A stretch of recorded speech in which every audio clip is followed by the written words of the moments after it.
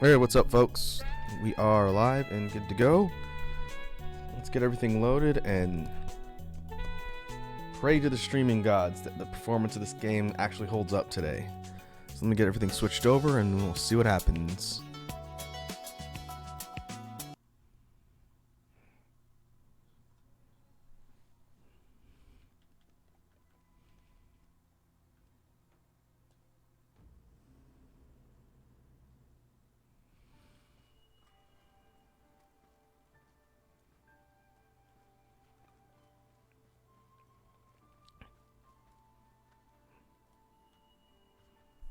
Alright, so we are back once again. Let's try number 2 with Wild Hearts.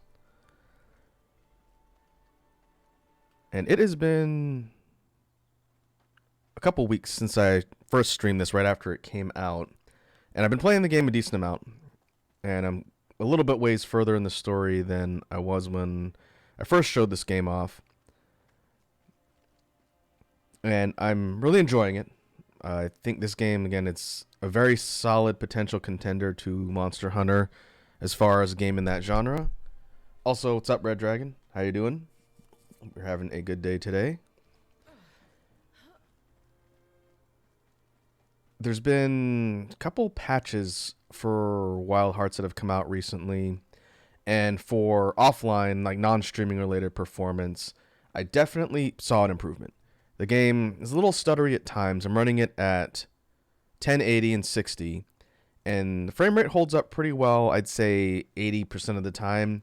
Even when there's a lot going on in battle, it doesn't get super chuggy and it doesn't dip significantly. It just sometimes stutters here or there.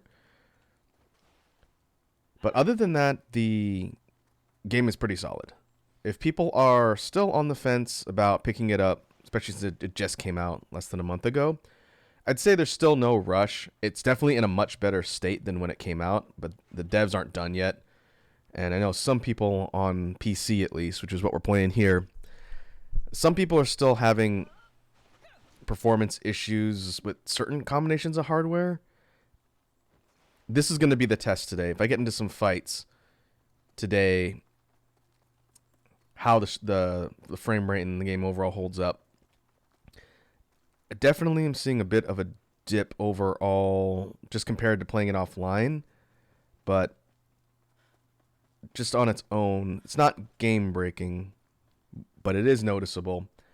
I get the feeling Wild Hearts doesn't like the fact that I'm using a VTuber avatar at the same time, because again, it runs incredibly stably and frame rate more or less stays intact when I'm playing offline. But with my model active and streaming, I think it's putting more strain on the game. So more optimization tweaks needed for sure. But we'll test it out here. I'm on a story mission.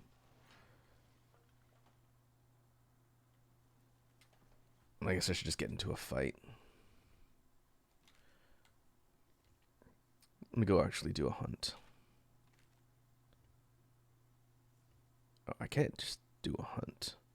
Okay, I guess we gotta get through story mode.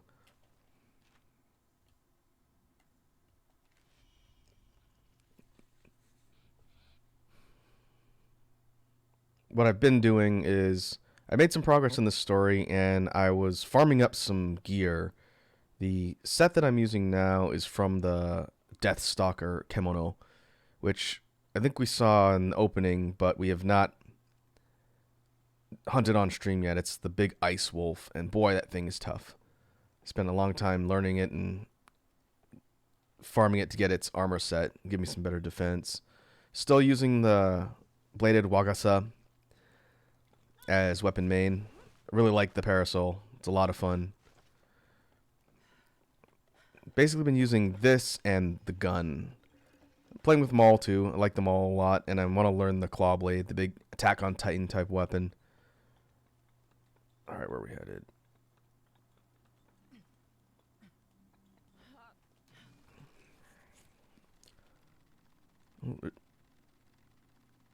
There's an ice tusk and a king tusk.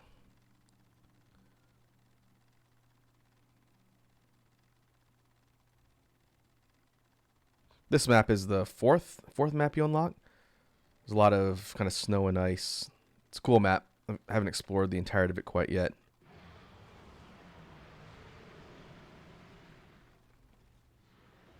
Let me see. I'm gonna boost the volume a little bit.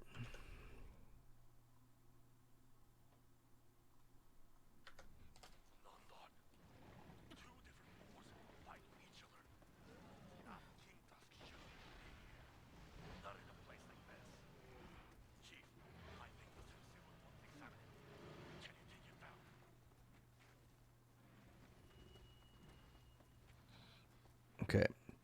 The big ice boar is kind of a subspecies. It's ice version of the big king tusk we fight in the first map. And I guess I should, well, I'm not gonna bother changing my weapon now, but this will be a good test to see how the game holds up. Red stars. Oh, I wonder if I'm officially in high rank now.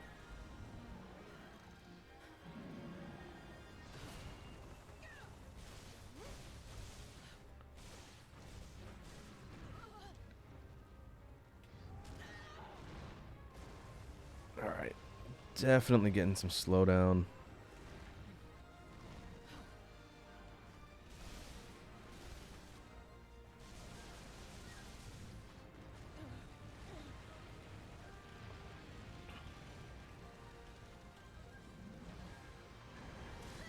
Ow.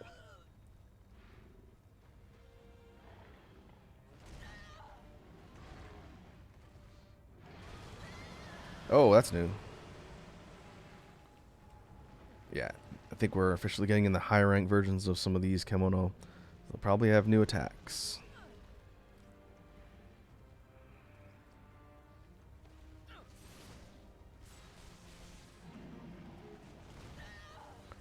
Oh boy.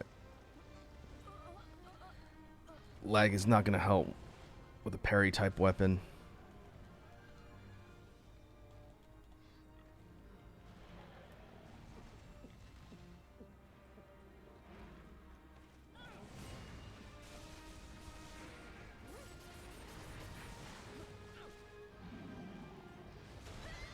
Oh.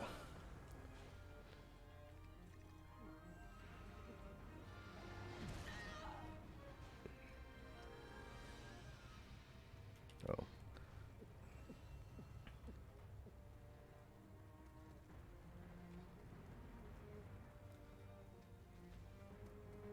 Compared to the last time I played this on stream, which was pretty noticeable as far as the frame drops, I think it's better, but it's still suboptimal. I can just tell the game feels a lot slower and sluggish, and it shouldn't. Even against big targets like this, where there's a lot on screen, just playing it offline, I did not have that problem. Frame rate would mostly hold. So I don't know. We'll run through a little bit, and then I'll make a determination on whether or not I want to keep doing this on stream.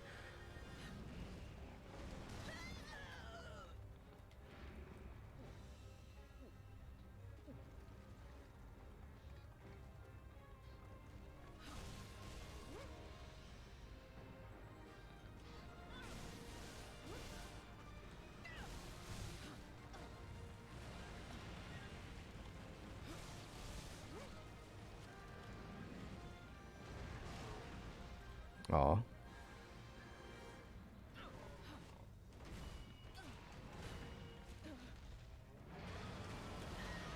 Alright, now it does that summon move instead of the or bop.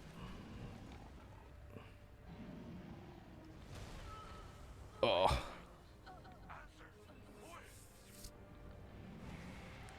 Now the timing on that big slam, which I was reading pretty well when I was fighting the ice version of that monster yesterday. I got pretty good at reading out the big slam to counter with the parasol. When it's lagging, that timing completely changes, and that's not good.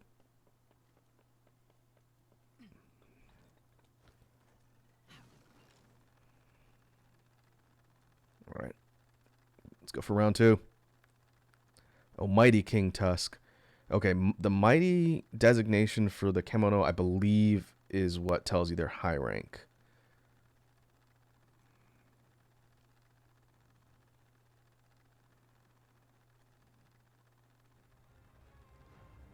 Not sure because I haven't done any other fights like this yet. This is the first time in the story. That'd be the equivalent of going from low rank to high rank in Monster Hunter. So we'll see.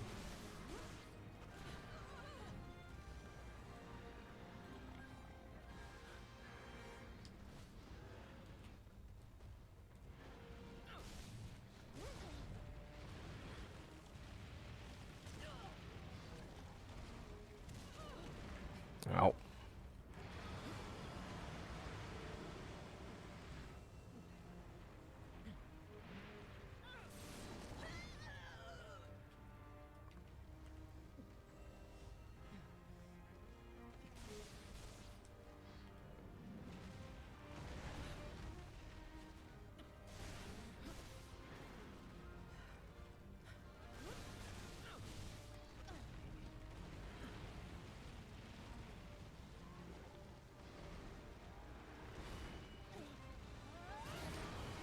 Ooh. That's a good guess.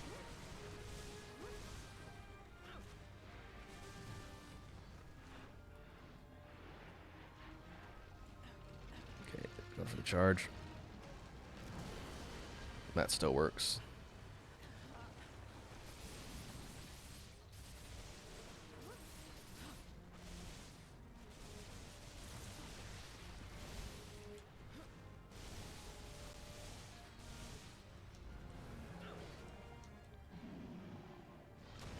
Oh, come on.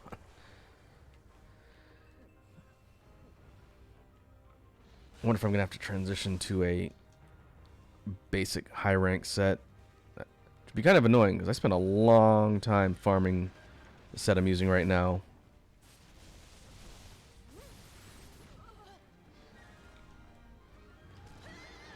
Ow.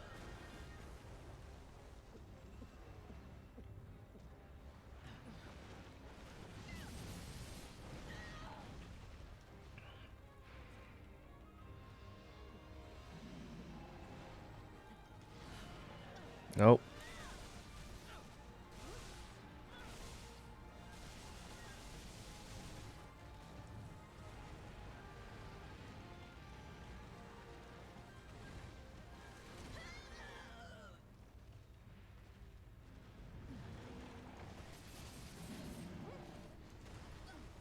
I guess I can go underneath too.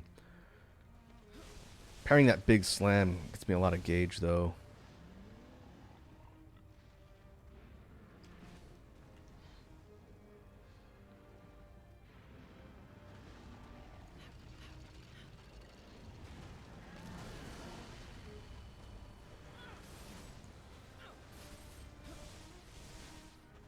Okay, we'll stack up damage.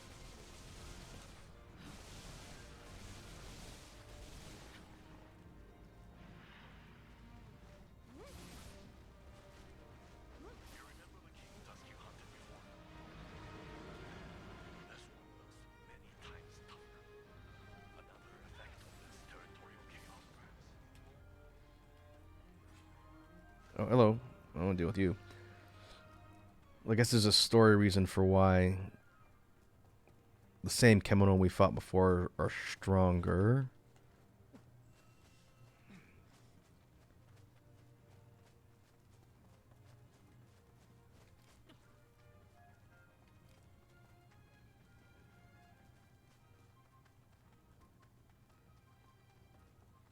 Yeah, looking at the playback on OBS, the game should not look this choppy. It doesn't handle like this when I'm playing normally offline or off stream rather. That's disappointing. But we'll keep plugging along for now, but I may have to switch to something else cuz it looks like garbage. I don't really want to stream that for everybody.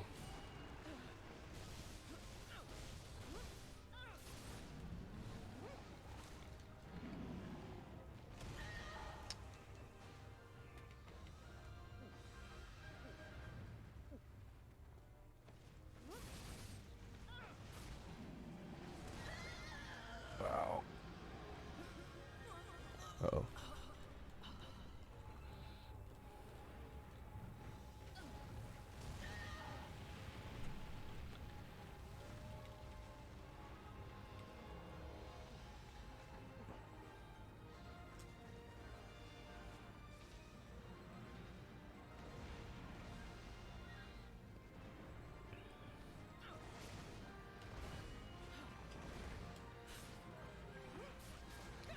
Good counter. Hasn't even hit rage mode yet. Which is a little concerning. Oh, there it goes.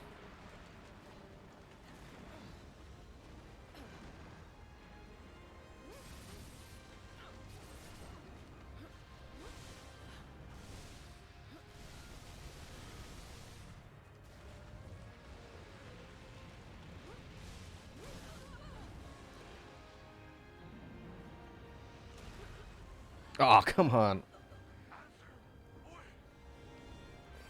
I feel like the counter was a lot closer. Red Dragon says, doesn't look that bad on my end. That's good. It definitely feels different. I can tell you right now, because I was just playing this last night, working on some grinding. It feels different. It feels like it's moving a lot slower just because of the frame rate and the overall dip. Which, again, it's a shame. I really would like to show this game off for you folks. It's a lot of fun. Hey, Lava King's here. Lava King has redeemed a stretch. Oh. Alright. Alright, I've got one more cart before I lose the mission. We'll see how we do.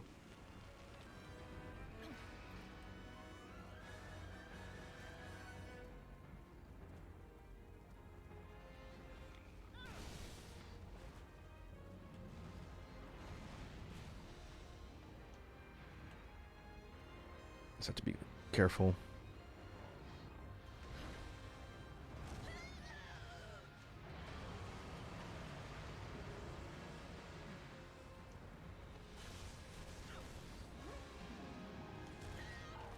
Really? I'm gonna go through a ton of healing.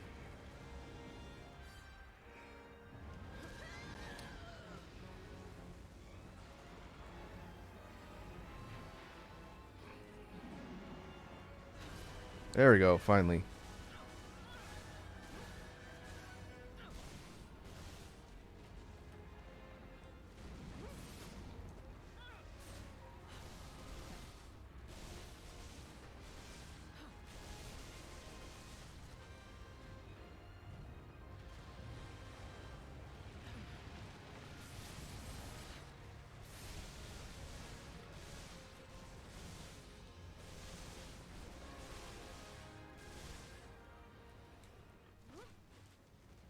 Was it limping? That was fast. Of course, it starts limping right after I get full umbrella gauge.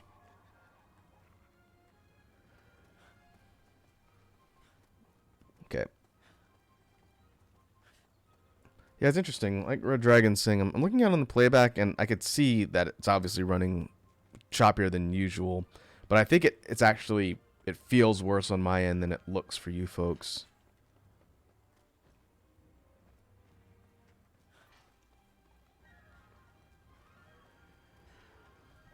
Hey, what's up, buddy?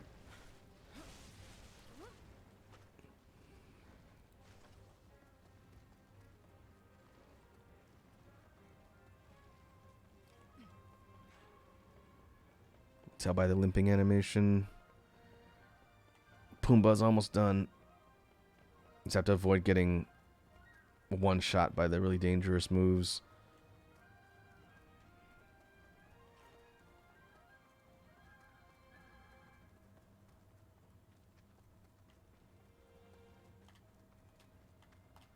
You know, if we switch gears, I could always try and start up Devil May Cry 5. I wasn't planning on doing that now, but I'll think about that. Because I want to finish Dead Space tomorrow. That's on the schedule for tomorrow.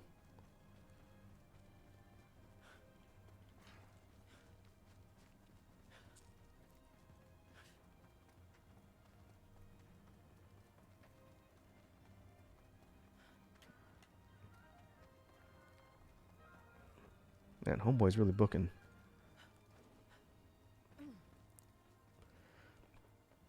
This map is pretty cool. It's like the ruins of an old city. It's kind of overgrown with ice and snow. The maps are pretty detailed and open in this game. Each locale that I've unlocked is pretty different and has a lot of unique terrain and whatnot.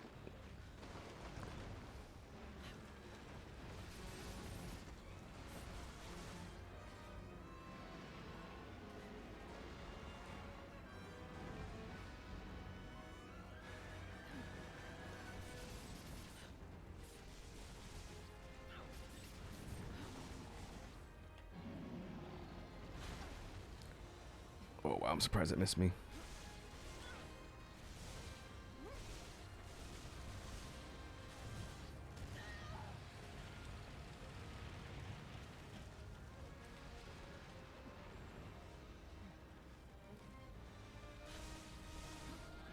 Out of rage mode. Out of rage mode.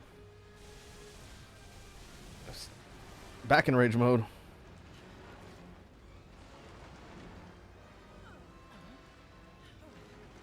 I've yet to break the tusks on one of these monsters. I fought them a couple times, and I've yet to actually break those tusks off.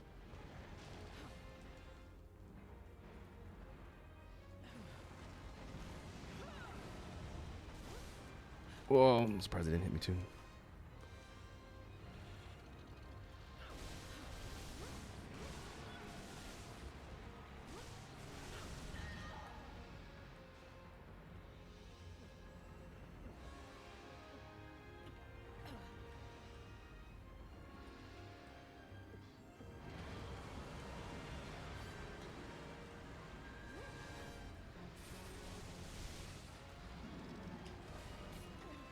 Alright, good counter.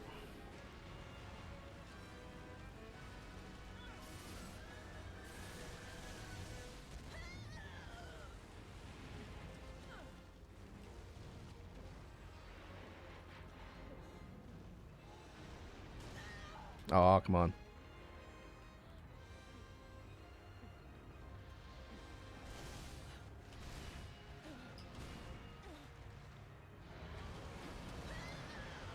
Oh, okay.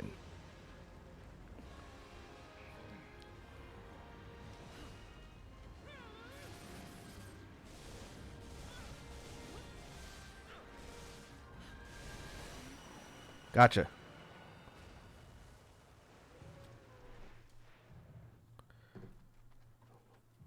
Alright.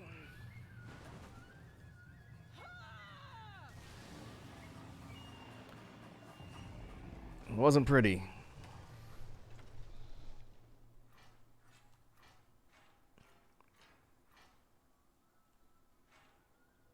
Okay, so now I think those are high rank material drops.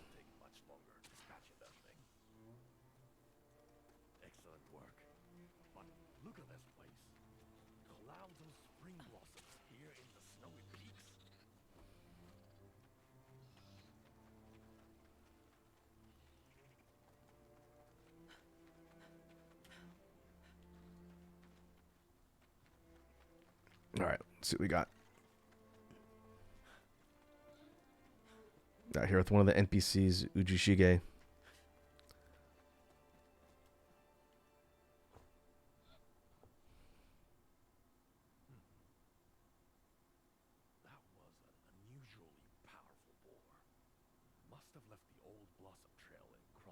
So the dialogue sounds a little bit low. I'll turn it up after I get out of this cutscene.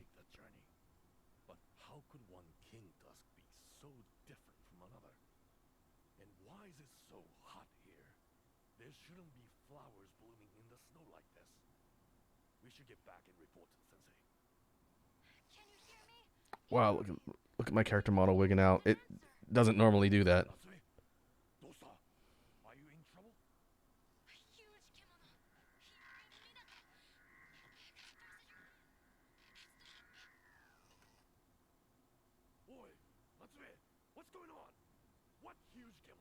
Uh-oh.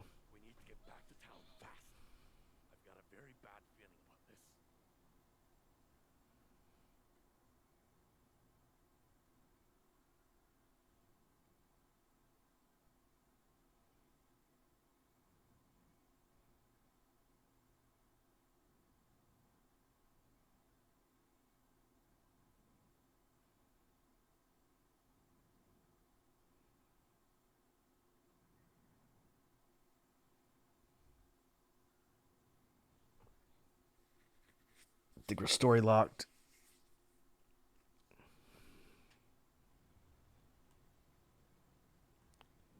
That's not good.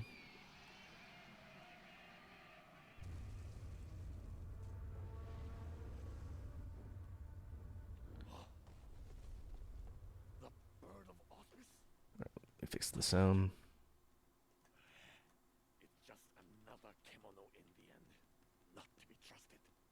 First things first. Let's make sure everyone's safe. What a damned mess. Well, the town's wrecked.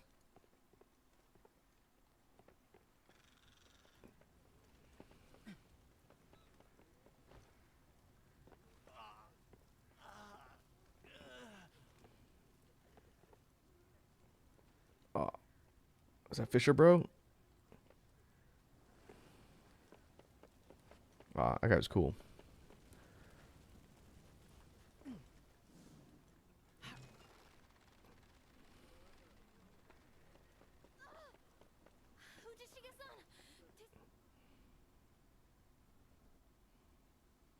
Thank the spirits you're back safe. Yeah, your hair's down. The town is... it's too awful. But we have to tend to the wounded. Can you see what you can do? We need help. All the help we can get.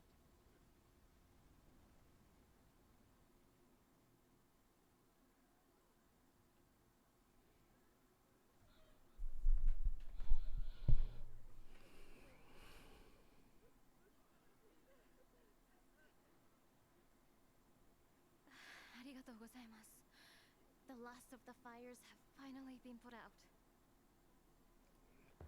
It was the bird of auspice. Amaterasu attacked us. She destroyed people's homes.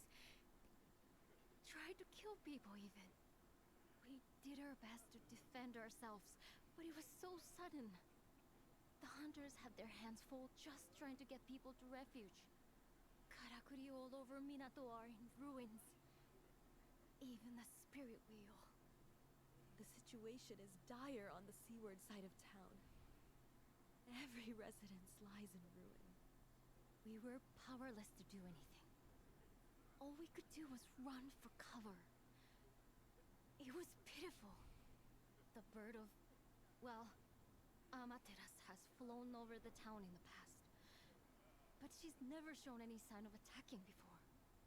We never felt that we were in any danger from her. I suppose we were reassured by that. We felt secure. But we'd been lulled into a false sense of security.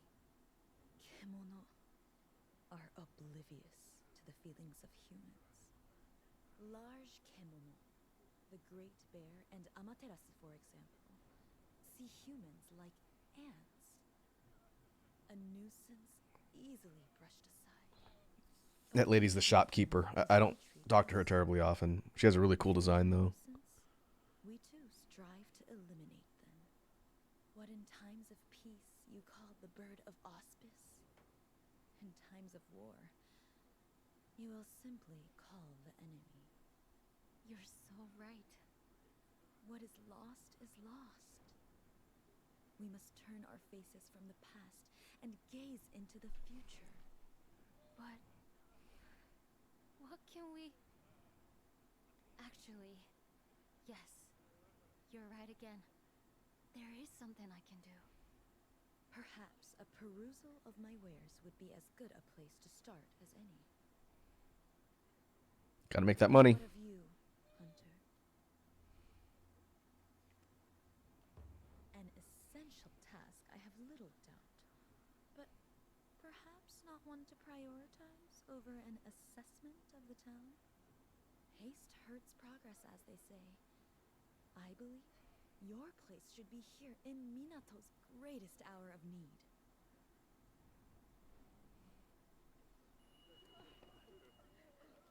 All right.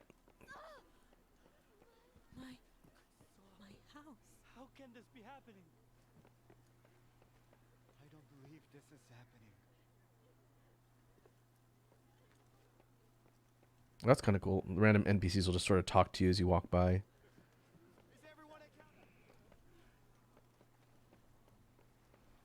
I still can't... We were naive. We should never have assumed it wouldn't attack us.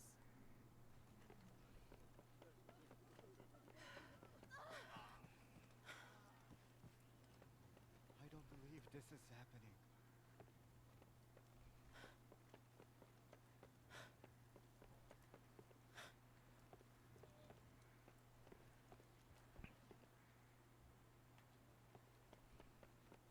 Alright, I guess we're just looking around.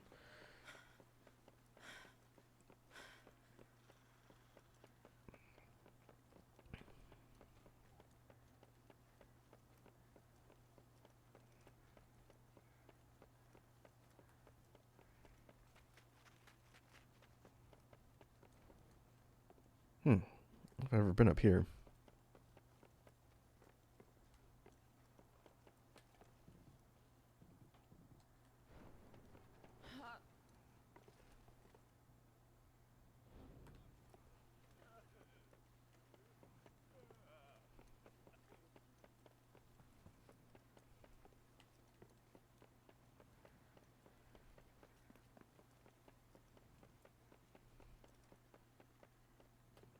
Everything we see and touch turns to dust eventually. It's a hot springs guy. Objects, people, places. Minato is no different. It must have an end. Like everyone else, I've seen my fair share of ends. More than my fair share. The village I grew up in. Daimyo Ichido. Destroyed by war. Everyone fights it. But when the time for your end comes, but even after this horrible attack, I know someone else with Okay. My father always used to say, Oh, the builder lady. people are scary creatures, but kemono are even worse. Humans attack out of hatred or greed. They destroy property because it's in the way. Kemono don't think like that. That bird was just acting on instinct, flying around, beating its wings, snapping its jaws. The dialogue's probably still a little bit not low, but needing a reason it's to good. do it We have subtitles on screen. for our family. Ooh, where's your food pouch? Oh, No more trouble. Say Amaterasu comes back. Would Minato get wiped out? this kid was pretty grumpy before. But how? She'll destroy everything. All our homes. If Minato's flattened, I don't have anywhere else to go. No home, no family. Yeah, I'm sure it'll be alright.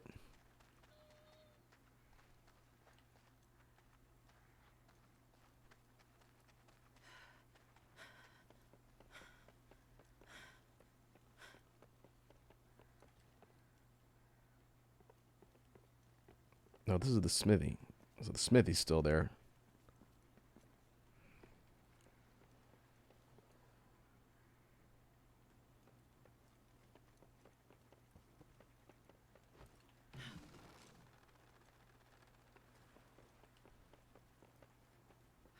I have a good picture of how things are around the fort now. I could hear everything over the karakuri.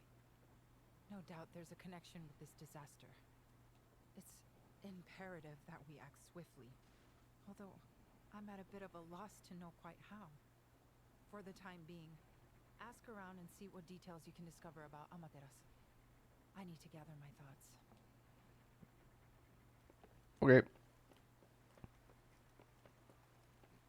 Amaterasu, the big bird. I have heard that is a difficult fight.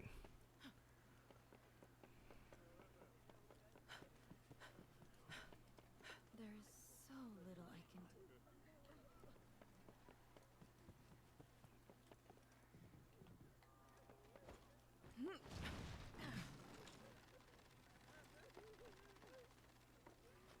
Oh, here's Fisher, bro. If we all pitch in and work together, we can overcome this. I really believe that.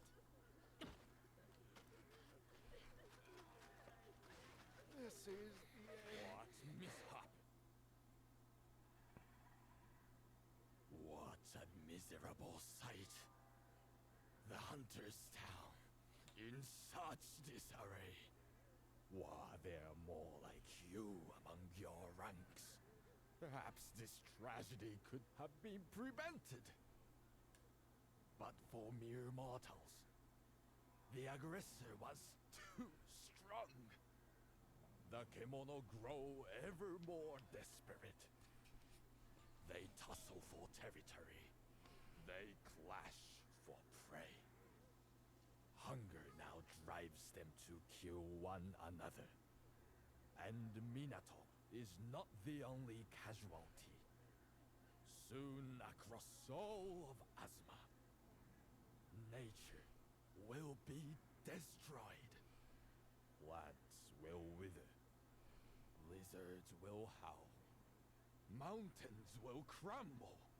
Until finally rising waters will cover it all. But in you is the power to stop this. In you, there is the seed. For some, it is a duty. For others, destiny. And for you, you have the strength to hunt these gargantuan kemono. But do you have the will? What compels you to hunt now? Revenge. Ah, so your answer has changed. You have been shaped by your experiences in Minato, perhaps. There is resolve in your words, unfaltering and true. Which leaves but one thing to say. You must value life, or all that awaits is death. Above all, survive.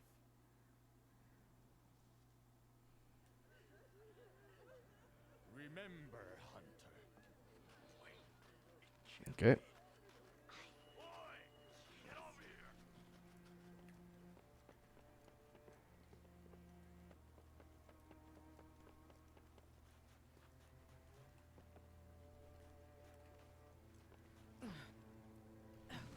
Just over there.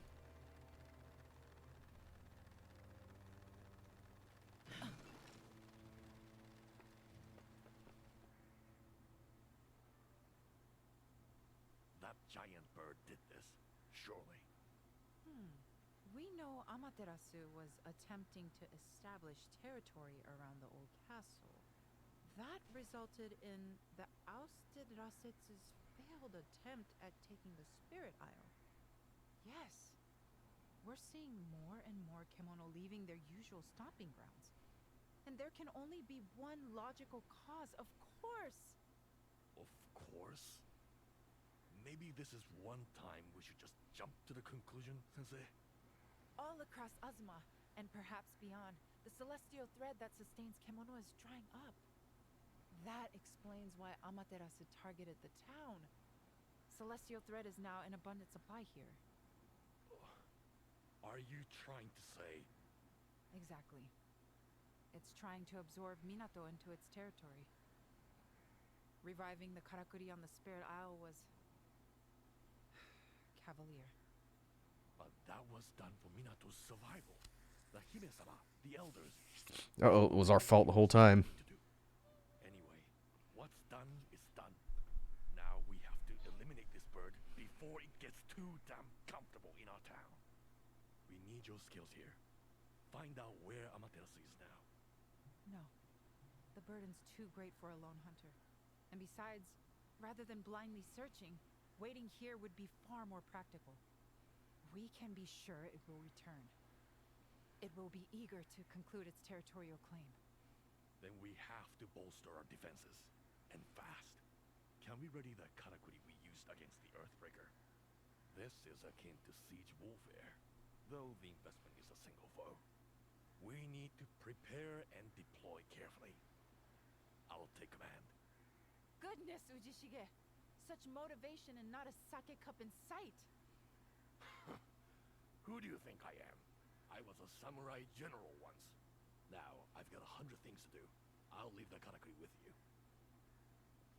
Well, Motivated. his military expertise will certainly be useful. But We can't ignore the overwhelming strength of our enemy. We need a secret weapon. In fact, I was just talking to Natsume about that. It's probably better if she explains herself. You should find her assessing the damage to the spirit wheel.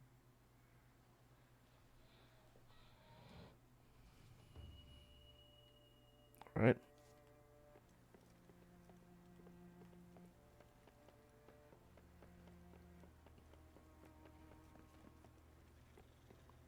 Oh, she's all the way up there.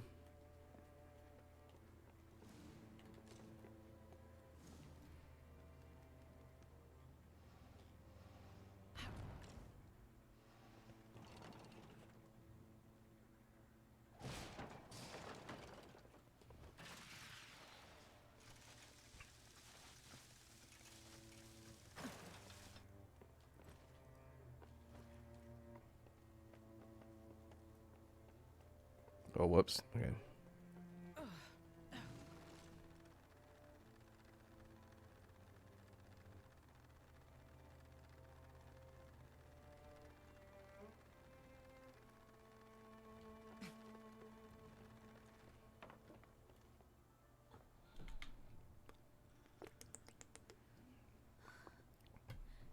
Just when we'd managed to get the wheel working again. Now it's completely mangled. What we did on the spirit isle was... No. It's alright. I can fix this. I've just been talking to Suzura-sensei. Do you remember what I told you before about how there used to be another tower next to the spirit wheel? A second giant karakuri? Yep. From what I can tell by studying that stone tablet, it was a weapon used to repel kemono. I think we can reconstruct it.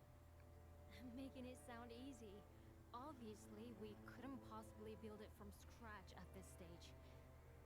But if we fix the wheel and hooked another old karakuri into its mechanism, we should be able to make it work like the other tower did. Or at least, that's the theory. The first stage is to have Ren-san and her crew repair the main structure. We could really do with your help too. Would you be able to gather the materials we need for the karakuri part? It's a very old device that I can't put together with things I have lying around. It's going to take some rare materials with unusual properties. As it happens with the kemono fighting each other for territory at the moment, their bodies seem to be undergoing changes. We might be able to get the sort of materials we need from these clashing kemono. Hunting higher ranked targets. So please be extra careful. I don't want you to get hurt. Arigato. Then let's not waste any time.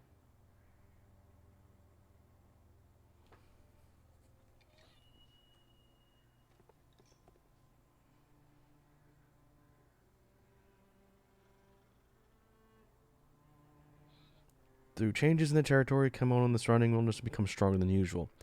Mighty kimono are a source of new materials which can be used to further enhance your equipment. Take on foes you've hunted before and build up the arsenal you need to defeat Amaterasu. Okay. I have access to the map. I do.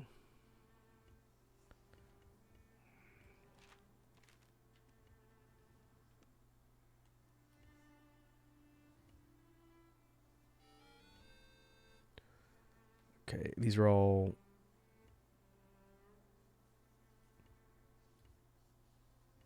what I assume are high-ranked targets. Some new ones. I've not fought Ripclaw, which is a subspecies of the chicken. Pearlbeak, which is a subspecies of the crow. Okay, a lot of targets. Let's go here. Let me see if I can craft anything. I'm kind of curious to see if it's just all new armor sets or upgrades to armor sets I already have.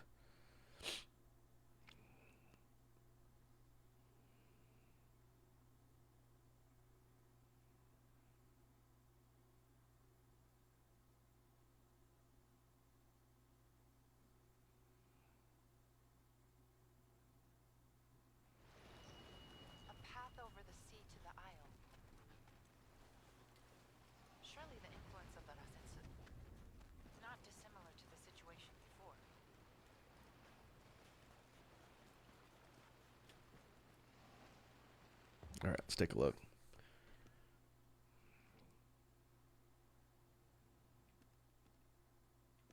Nope, these are just straight up new armor sets. Looks like Great Juniper body armor. This is the boar. Base defense starts 35, goes up to 44.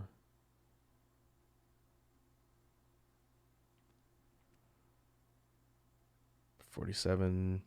It's not a dramatic increase in defense for what I'm using now. Probably because the wolf set that I'm using is towards the upper end of what I assume the low rank cutoff is. It'll probably be a few fights before something's going to be a huge leap in defense, but I won't know until I start actually hunting things. Okay, let's see what's here.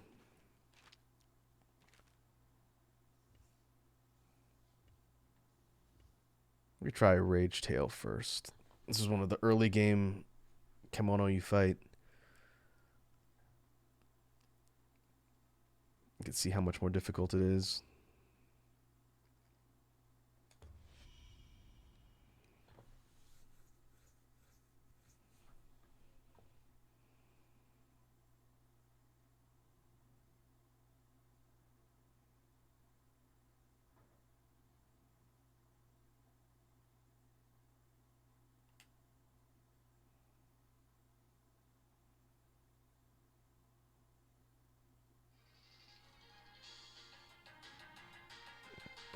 Let's see, one sec.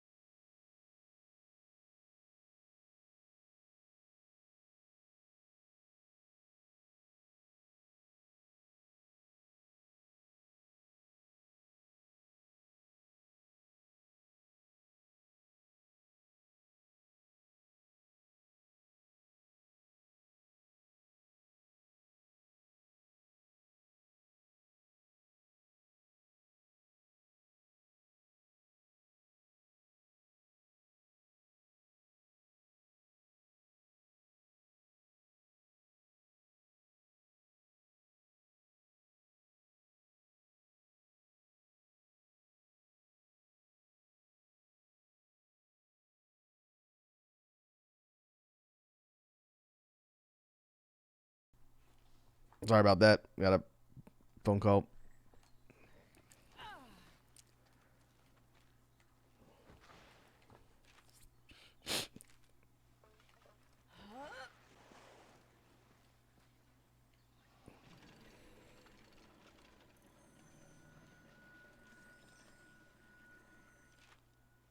All right, there it is. So we can just eat random vegetables for defense.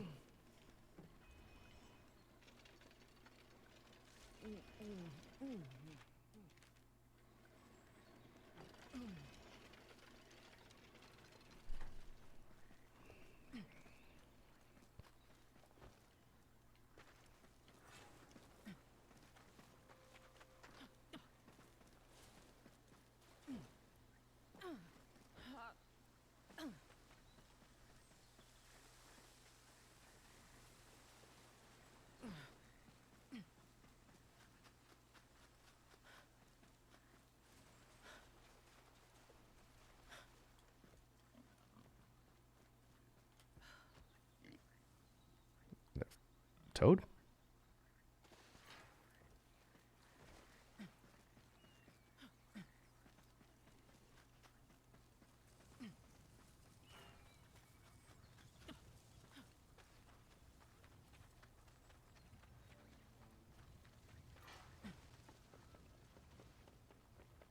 There you are.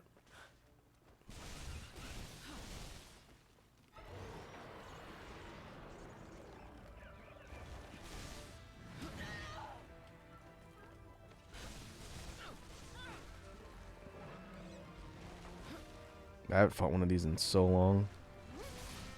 I don't even remember the original move set. I'm gonna assume it's got new tricks on high rank. And it does hit decently hard.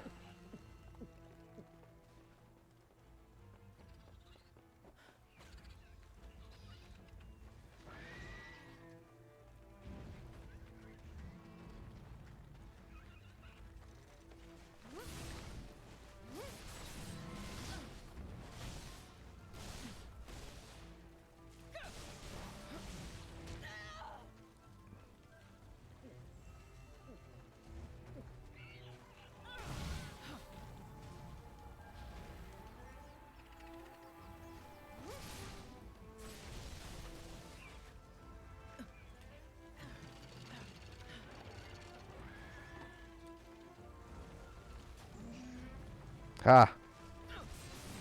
Figure that might work.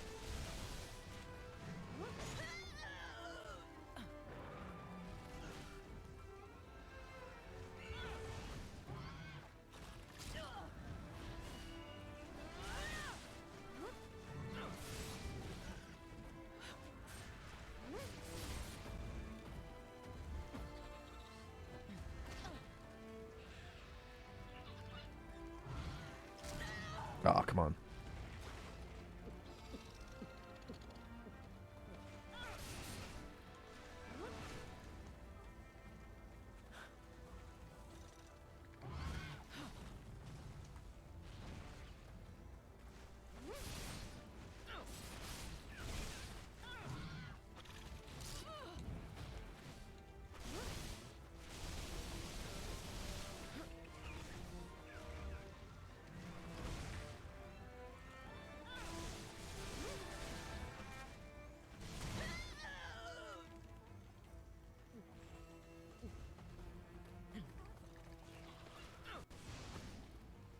Yep.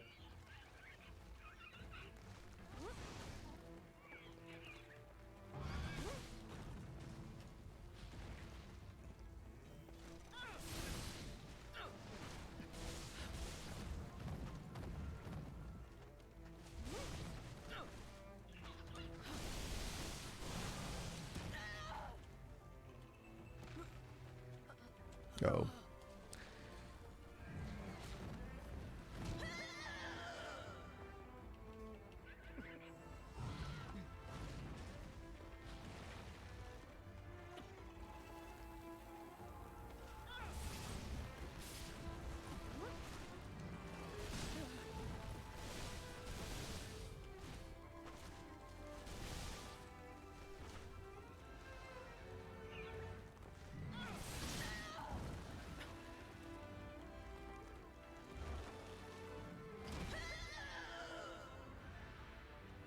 I'm surprised it didn't kill me in one shot.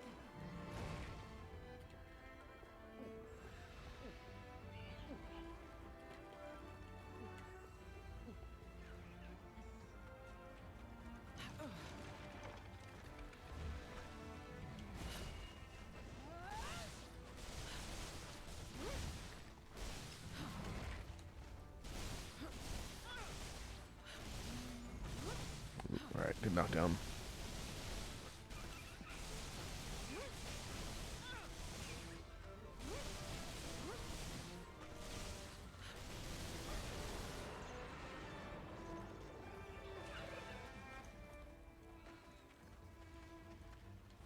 Alright, not bad. Definitely seeing a hike in damage. Which means this armor set I've got most likely isn't going to cut it for much longer.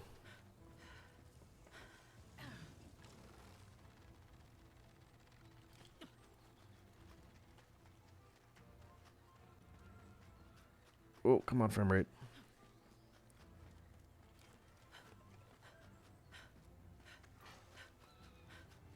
Okay, so there's also going to be new drops in the environment, from the resource points.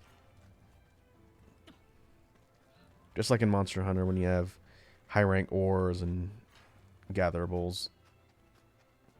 Same deal here.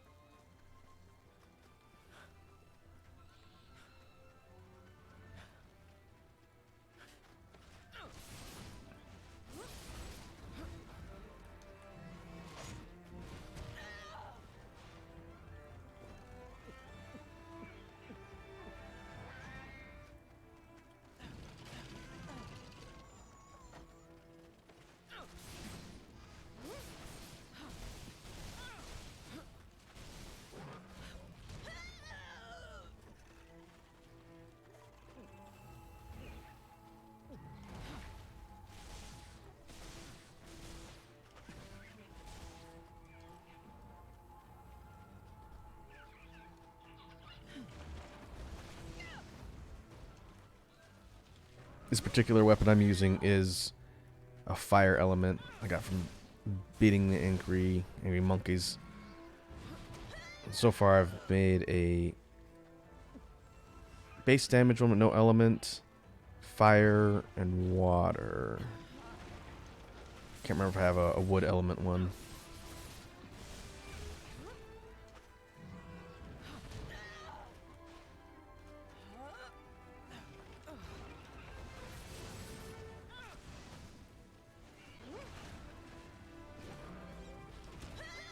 Oh, come on.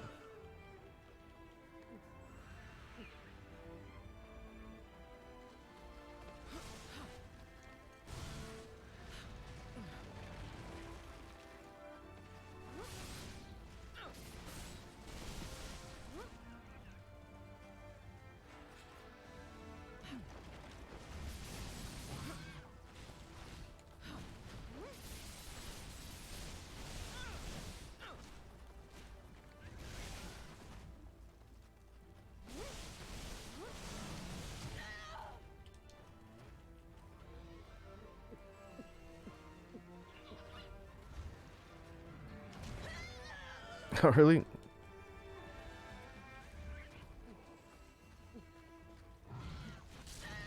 Ugh. Oh.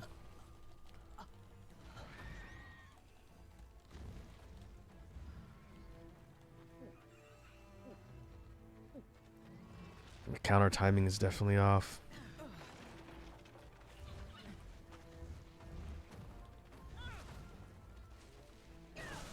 I'm also getting input lag, which is kind of weird too. I think it's connected to the overall performance of the game suffering on stream, because I don't normally have that problem with input lag. Oh. Rage mode.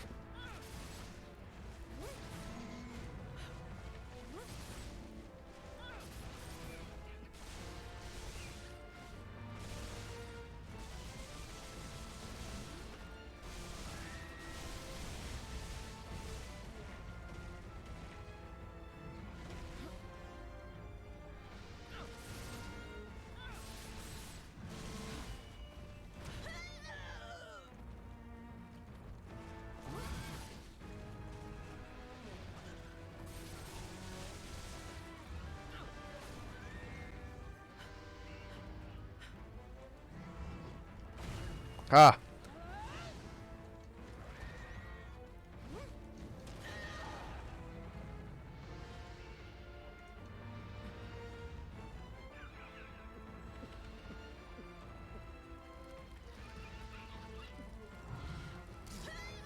That big sort of tail slam that I managed to parry. That's probably the most damaging move this thing's got.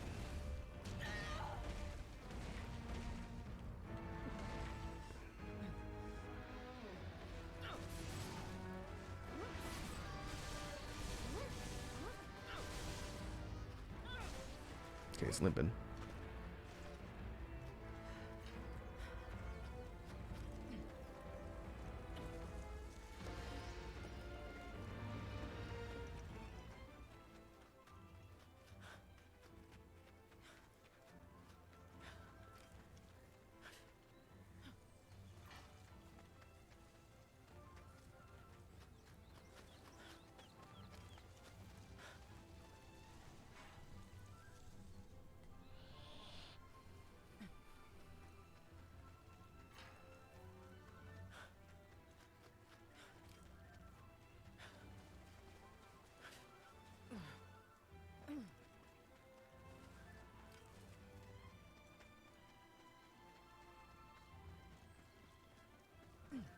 Yeah, there you are.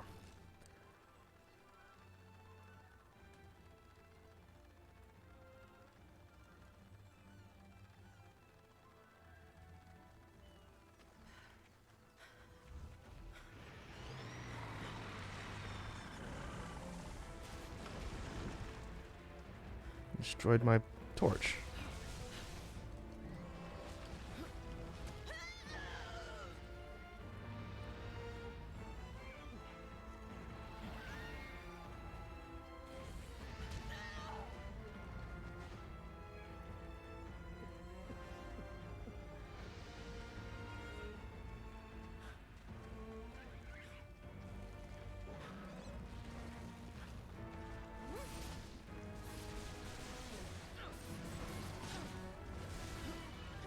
Oh, it's a good parry. Finally.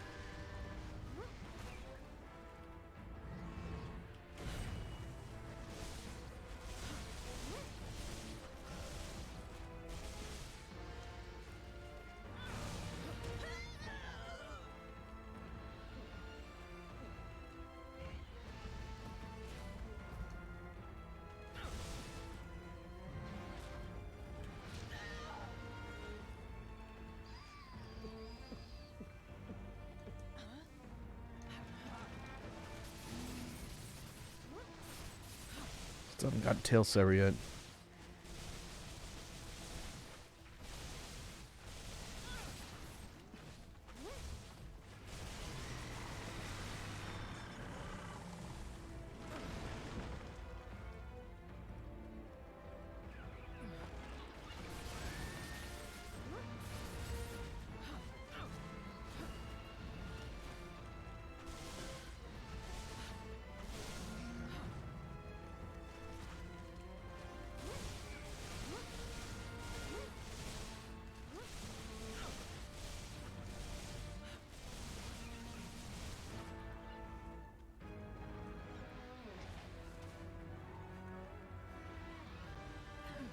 Alright, should be almost done.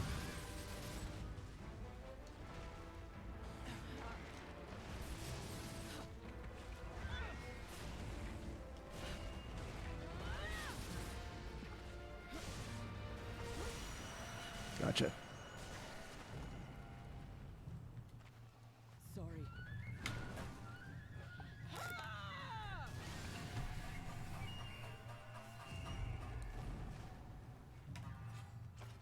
Eh.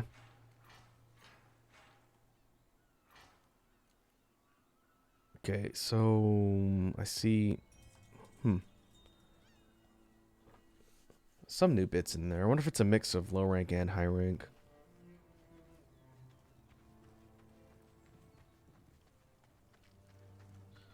What we can do is we can take a look at the smithing options and see how the armor compares to what we've got.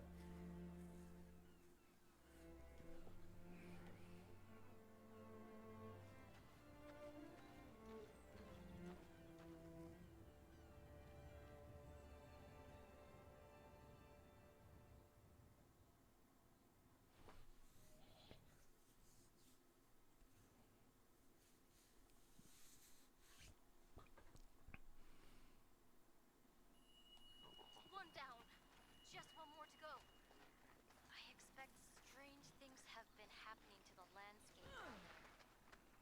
There could be powerful Kemono about. Don't be taken by surprise.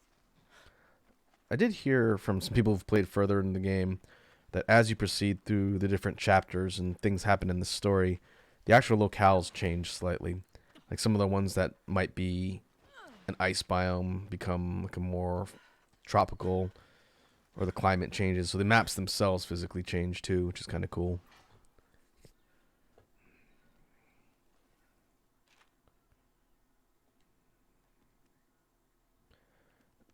And we'll be able to get things to upgrade our dragon pits some more too.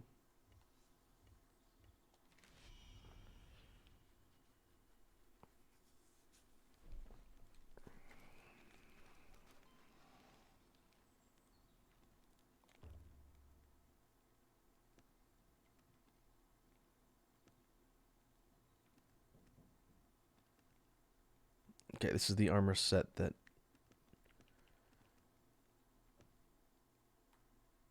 we can make with a mix of Rage Tail and Sap Scourge parts.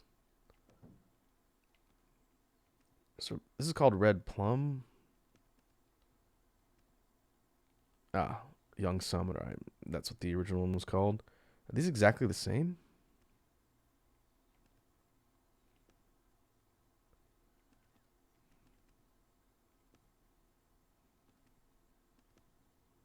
Oh no, the base colors. Looks like there's some details that are different.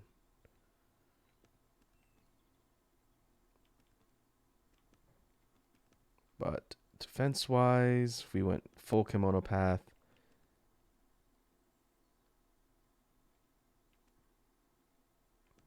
it'd be even.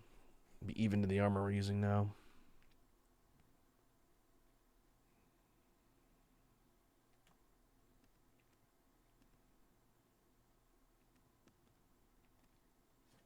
Oh, we could look at weapons.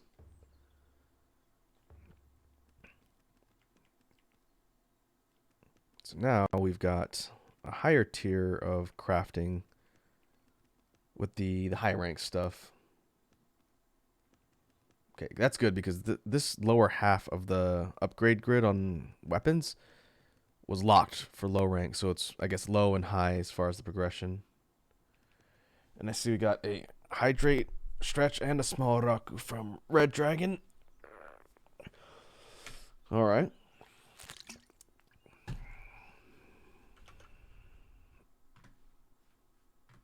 I'm gonna turn on small mode.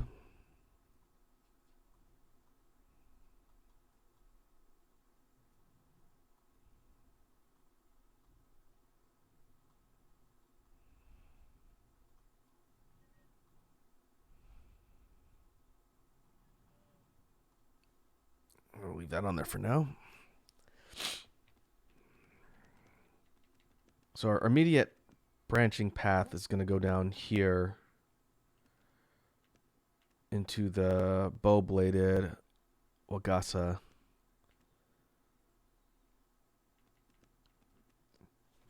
The upgrading from the tier I'm on now to get down here, we would lose element because we're upgrading to a higher tier, and then it branches out.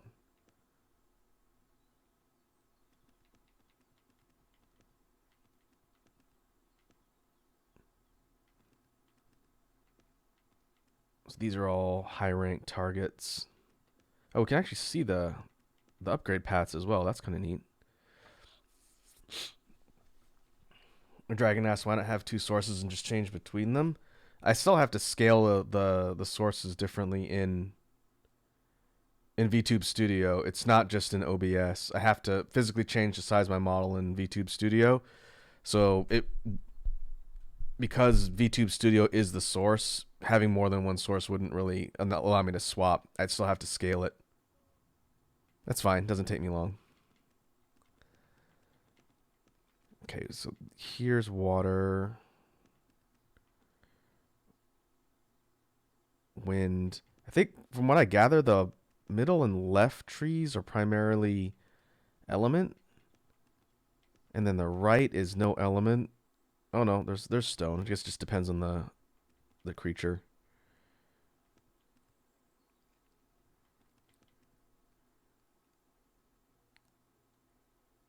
Spine glider. Yeah, and then it goes down. I could see new skills too.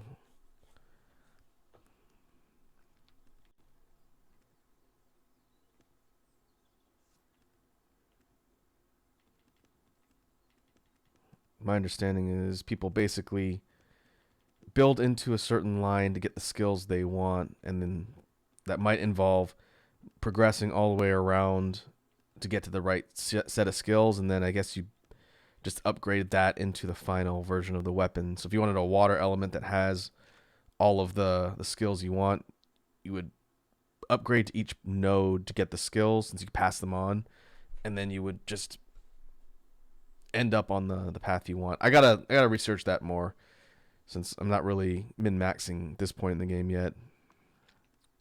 Sublime Dance is good though. I have not managed to get that on a weapon. Lengthens amount of time before the spin dance gauge begins to fall, so your meter gives you longer before your meter depletes and starts to empty. So Parasol Fury, attack boost when the gauge is going up. Okay, that's kind of cool.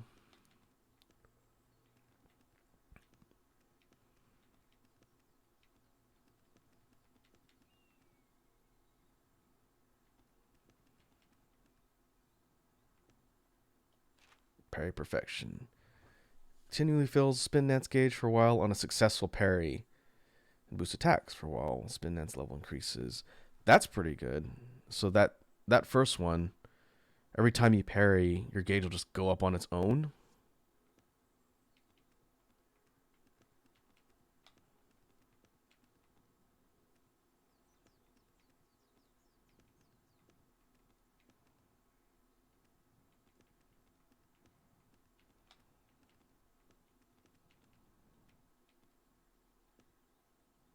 Destiny. What's Destiny do?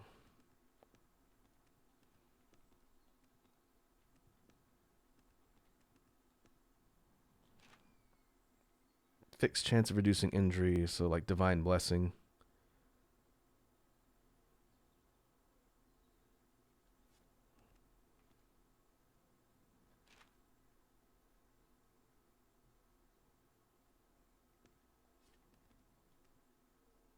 Okay. And at the base level, there's not a whole lot of innate skills. There's no inherent skills. They're all ones you could pass on. But it looks like from that level on, the base level, you can have 5? Yeah, 5 total. I'm going to assume down here at the very bottom, you can get 6.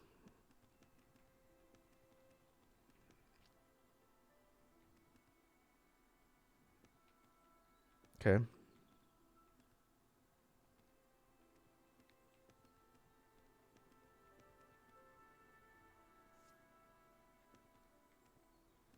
And if, look at the weapon list here. I've created a handful of different ones that I was switching through on hunts. We have a wood element hand cannon, a base non-element that has poison on it cannon, and this one's fire. I've yet to really figure out from the meta perspective if element is a super priority versus straight up damage. But I do like building different elements for different targets. And this is the fire parasol. This is the elementless one. And this one up here is water. And this one's wind.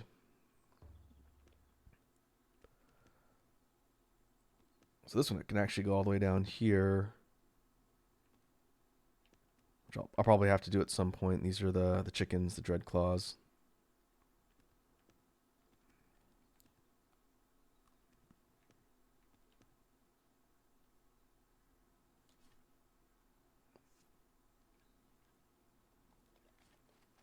Okay.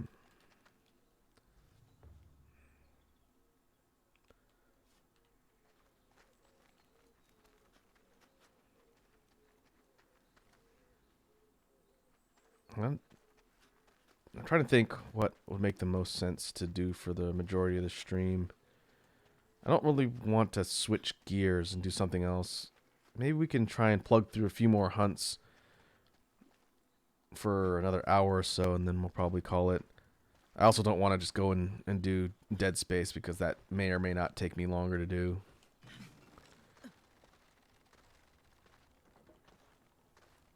I thought I read there was something up here.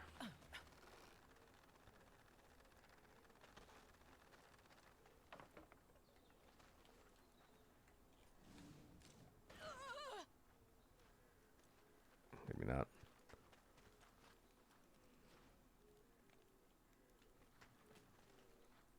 Okay, let's see what our missions say. Take on Sap Scourge.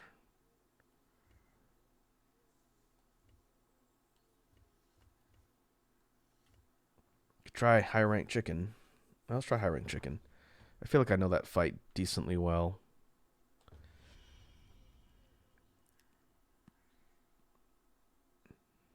I could turn off small mode.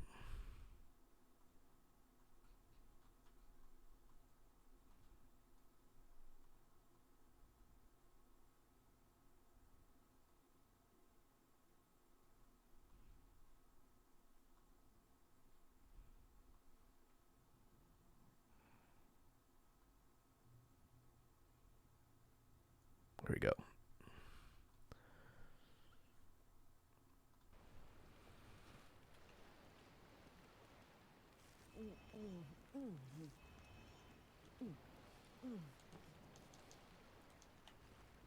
This thing that I've got patrolling the waters out here is a fishing karakuri. It accumulates fish over time, usually over the course of like 1 or 2 hunts, and then you just come back and grab them for your inventory. The fish, when you prepare them using the different cooking methods, seemed to give water resistance, which was pretty helpful against the wolf. It's a water element creature.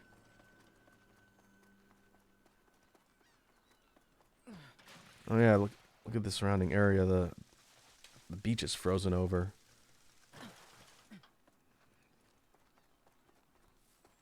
Yeah, there wasn't snow here last time I was walking around this map.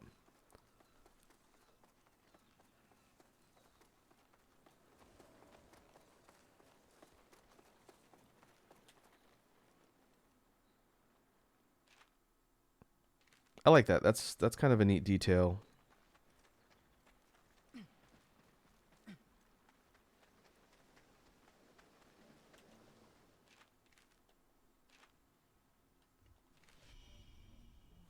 And there's a grit dog on the map.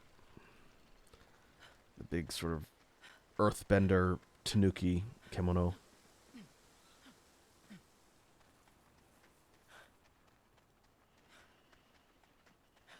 Alright, Mighty Dreadclaw. Angry Chicken.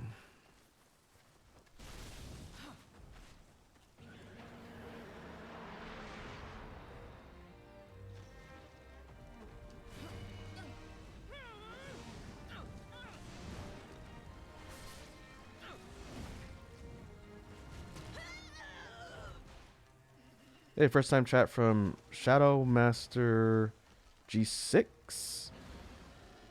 What's up, Shadow Master? How you doing?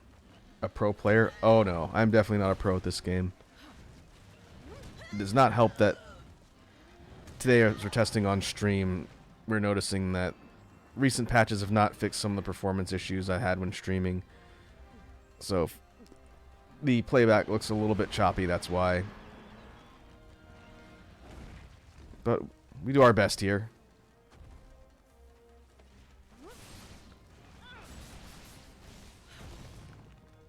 Shadow Master says, now you're playing Wagasa, you gotta be pro. You know, it's funny you mentioned that, because my ability to counter things normally is alright, but when the frame rate is dipping, it makes the timing completely different. And, you know, you might call that John's for making mistakes, but we just got into high rank, and fighting some of the targets that I feel like I know pretty well. I was missing a lot of parries, so I gotta kind of adjust. And we don't have any high rank gear, since story-wise we just got here. So expect to see me heal a lot.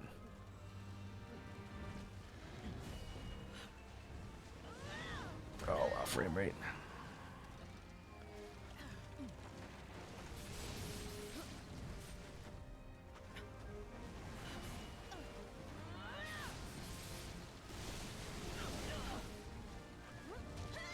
Well, I'm assuming since you know about the game, you must play it too.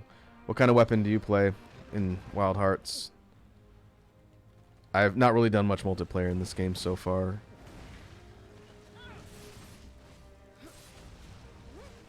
Ah, staff. Staff is cool. I have not started building any weapons for staff yet, but I'd like to. I primarily play Wagasa, Cannon, and Maul. The only weapon I haven't really played is the bow. Wake up. But kind of like the way I approach Monster Hunter. We play a lot of Monster Hunter on this stream. I usually learn all the weapons eventually.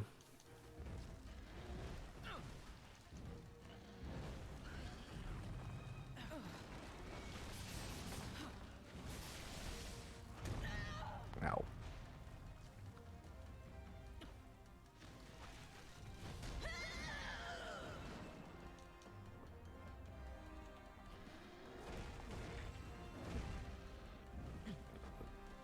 Shadow Master says, working on a build as we speak for staff.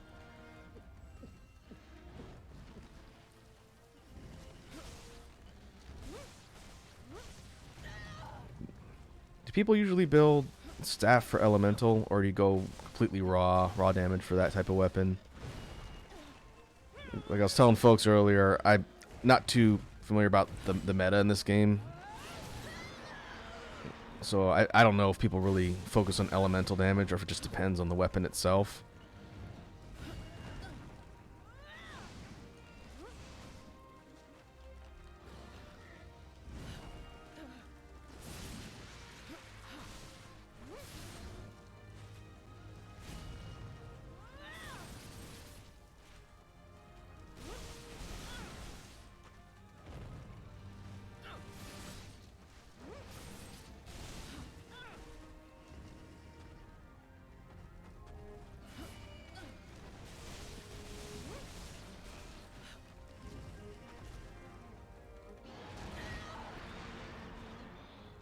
Or at least I'm landing parries.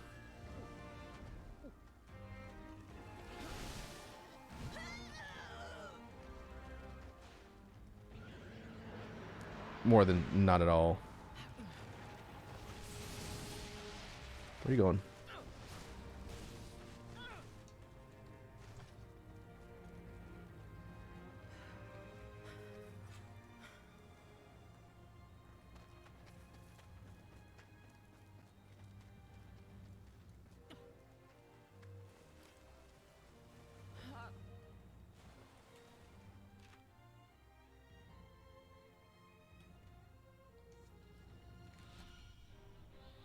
I'm surprised we haven't hit rage mode yet.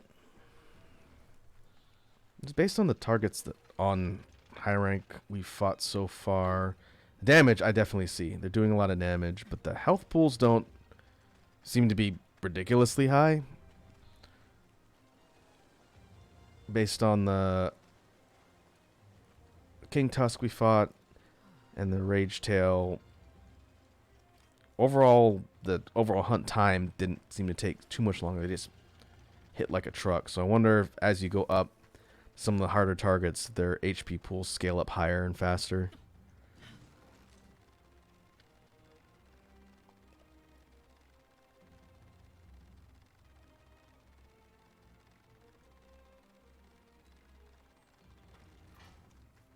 Another thing I need to do is take a look at the Karakuri tree and see if I can upgrade or unlock some stuff.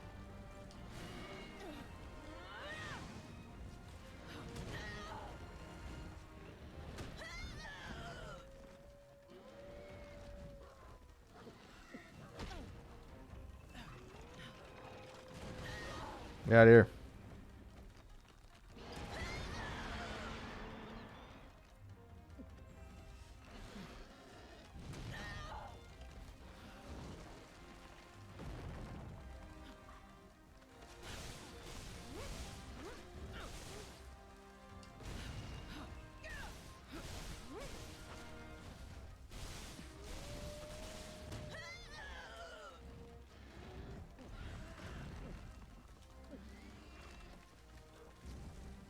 Let me see if I can grab one of those points and get some more resources. Ow.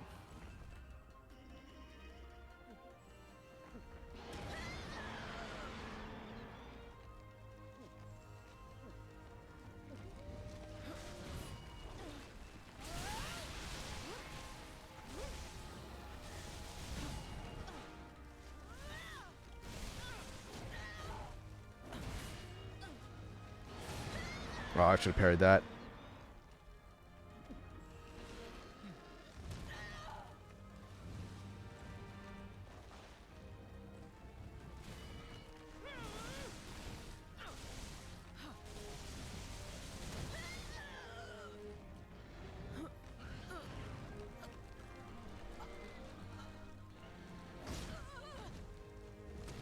Oh, wow, I'm surprised it didn't kill me.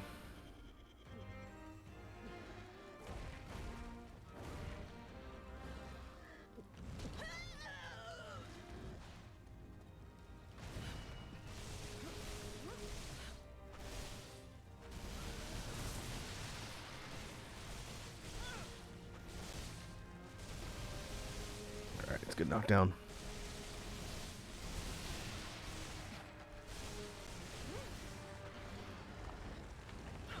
Rage mode.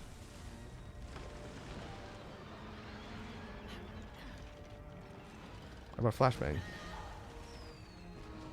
Ah, come on.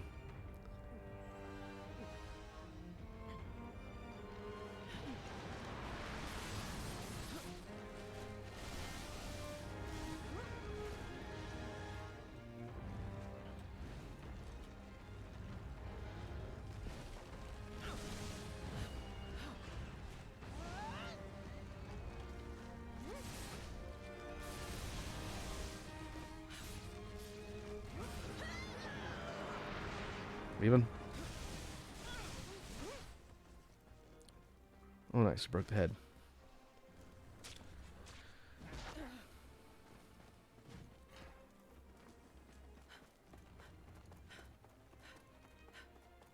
Alright, I think we're doing okay. Having to heal a decent amount.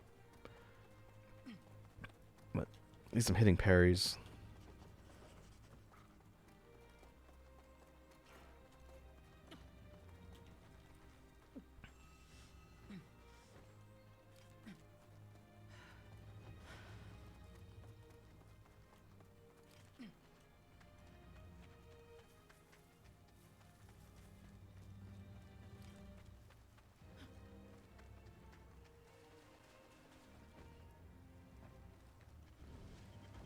Rage mode? Rage mode.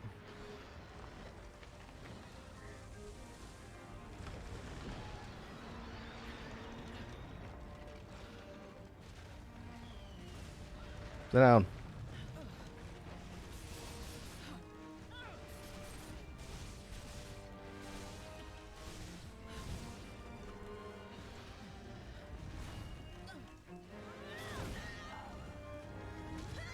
Ow. Dare you.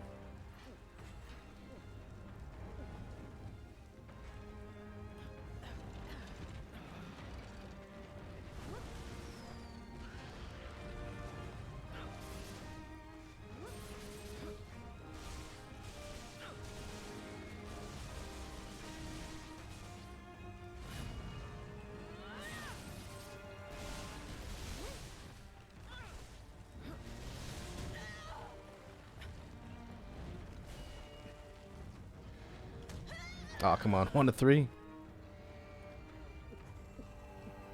Alright.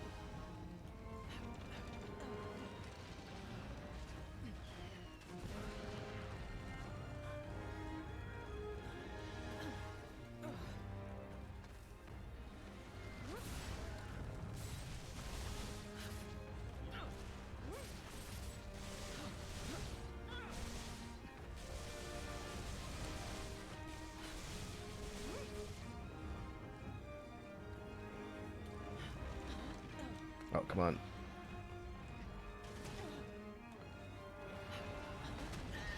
Oh, it's annoying. Shadow Master says, I'm forming a poison monster and it's the most annoying thing ever. Which one? The crow? Or is it one of the other later game ones? I'm not super far into higher rank, so the only poison element one that I've fought is the crow. And that thing did clean my clock decently.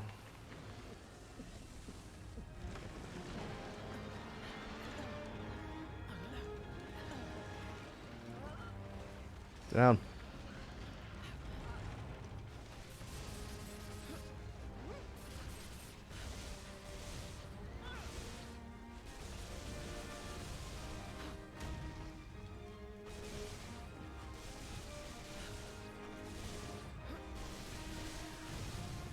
We're getting a lot of knockdowns. That's good.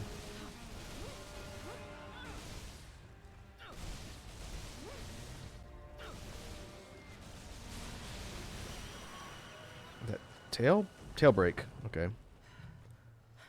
Sorry.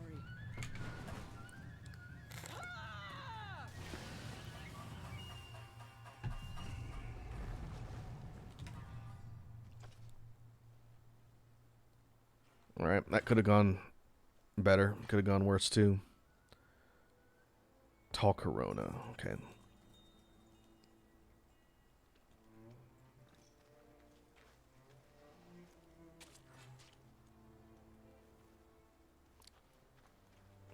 Sickle Feather.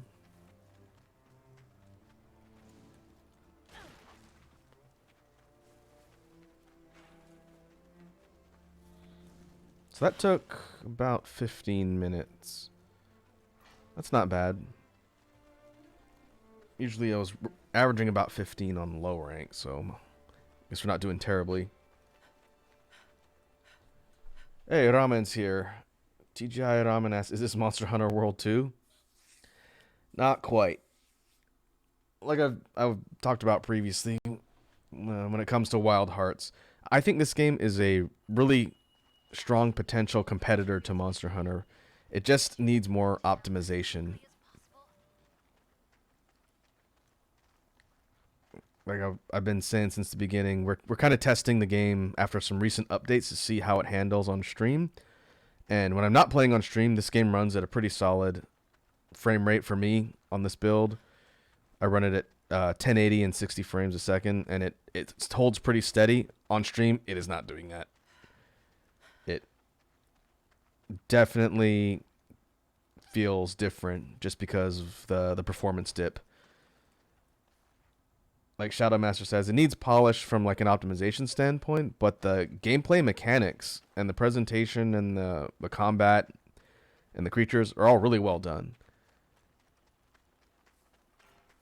And it has improved since the start, because the first time I streamed this was right after release, and we played this very map and that same target with the chicken and watched the frame rate just absolutely torpedo into the ground. Ramen asks what weapons we got. I could do a real quick run through the weapons in the game if you want to see them, Ramen. Let's see. Let's do this. Now, if we go back to town, I think that's going to further the story. Let's go here.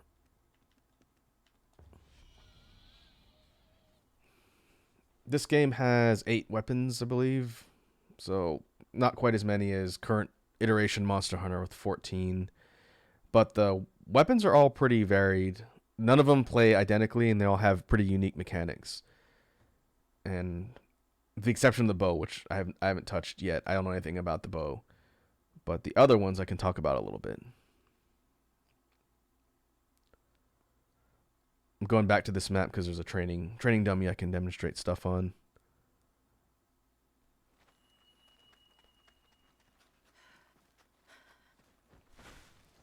The weapon I'm using, the weapon I've mained for the majority of the game, is the bladed Wagasa. And this thing is a bladed parasol or umbrella. And it's pretty quick. Your attack speed is pretty fast. You have a lot of swiping and slashing moves with the weapon itself. On light, on heavy, we have a lunging spear, which will get you airborne at the end of it. And this weapon has pretty fluid combos in the air. Ramen says Mary Poppins weapon. Yep, you're pretty much Mary Poppins of death. The moveset's not terribly complicated. The different air combos give you a decent amount of speed and a lot of hits. That's why I'm curious to see if people go element for this weapon, because it hits so much. We have a dive bomb in the air with heavy. And the real... Oh, yeah, the dodge. Dodge is on circle for PlayStation. Unlike the other weapons, which give you more of a roll, for the Wagasa, you have this sort of twirling dance, which has its own iframes. But you can also combo out of the dodge, and you get slightly different combos with the weapon. Its main mechanic that you would have seen me demonstrating with moderate effectiveness in the last hunt is its parry. On R2, you have a parry animation, which will, when done correctly and timed correctly, will parry an attack and get you out of the way. I think depending on how hard of a hit you're parrying, it'll either just block, or it'll kind of block and get you a distance away from the target, like an evade. And so, doing regular hits, we can turn on the dummy here. This bear is our training dummy.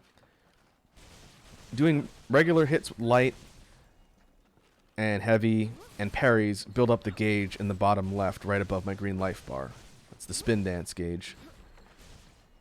In addition to parrying and just regular hits, if you do the parry animation just on its own and do a combo out of that, it builds the gauge up faster.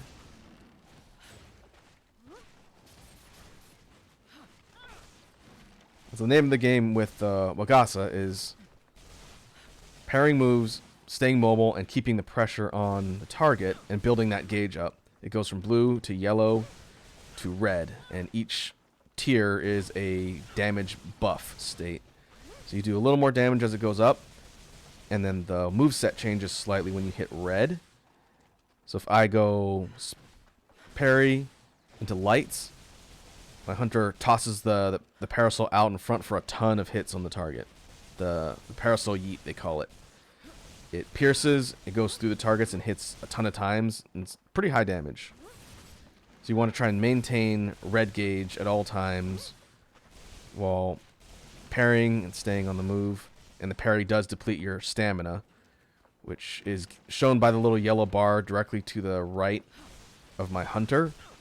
It's not on the UI. It's right there, right next to her head. Looks like a little yellow vertical bar. Things like your evades and certain moves deplete that.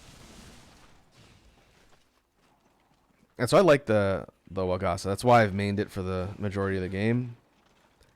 It just is high risk, high reward, because when you're fighting something for the first time and you're trying to learn all of the parry windows, you're going to take a lot of hits. Here, I'll try and demonstrate against the bear. Hit me. A little bit tough to see, but that kind of chime and the backwards movement means I successfully parried the attack. And if you don't hit anything for a while, the gauge will deplete and you'll lose your buff state. So you always want to be attacking and hitting stuff. Ramen says, I saw this game has cannon. I like cannon. Funny you should mention that. That's probably my second most played weapon. The hand cannon. That weapon's fun. Let's take a look at it.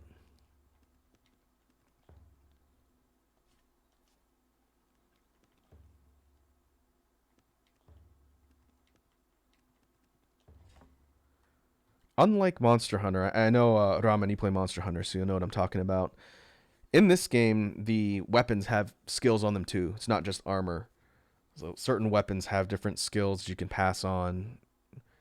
The actual weapon upgrade grid, which maybe we can look at later, it's laid out in an interesting way. It makes it really open-ended to how you can sort of build your weaponry and kind of spec to certain skills. All right. So this is the hand cannon. Think of a heavy bow gun. Heavy bow gun with some interesting, kind of unique mechanics. On draw, you have kind of slow movement speed, but you can still evade. You have a roll.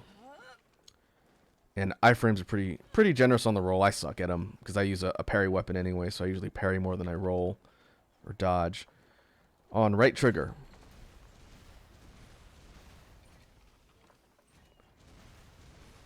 you have regular shots that have a critical distance, just like the ranged weapons in Monster Hunter. The ammo for the gun is the light blue bar directly above my health. And it depletes over time per shot, and when you run out, you basically do like pea shooter damage. There is no reload, so there's no kind of ammo clips or stock ammunition in this. Instead, you have these things called key bases.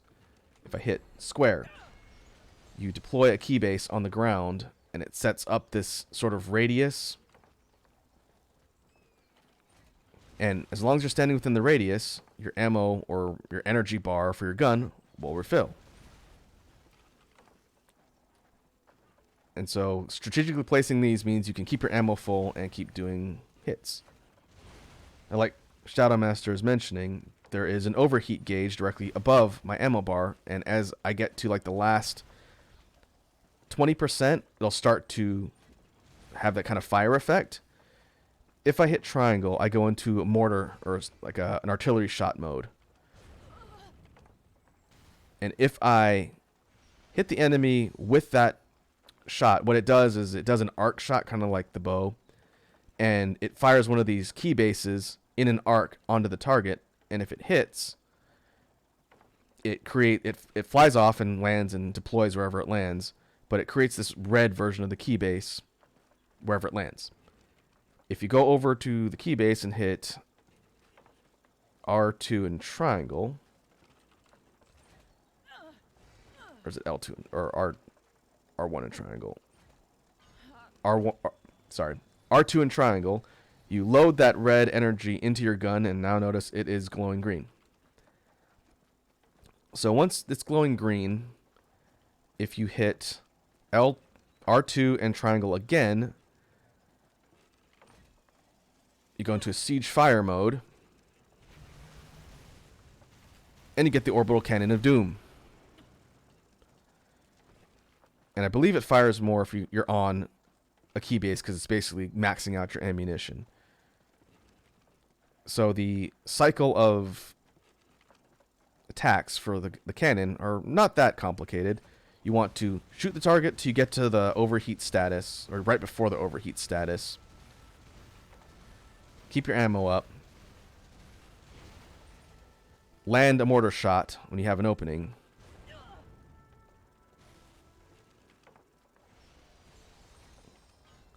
Load that special energy type to get the glowing status, which I don't think has a timer. I've never seen it run out. I usually get hit. And then when you have an opening, we'll back up a little bit so you can see the effect better. Go into siege mode. And nuke the enemy into oblivion. It does a stupid amount of damage. Like the last big burst I landed was like over 1,200 damage. And each of the little shots was, I think, around 80. And it's pretty satisfying. You just have to set up a little bit and not get mauled, because if you get hit while you're trying to do that attack, it'll just knock you right out. Using the different karakuri, you can also do some fun stuff with the cannon, like use the aerial copter. So go airborne and become an attack helicopter. Rate of fire is pretty fast when you do that, and can get you into that heated state quickly. Get the mortar shot. Load up, and now you're ready to unleash pain.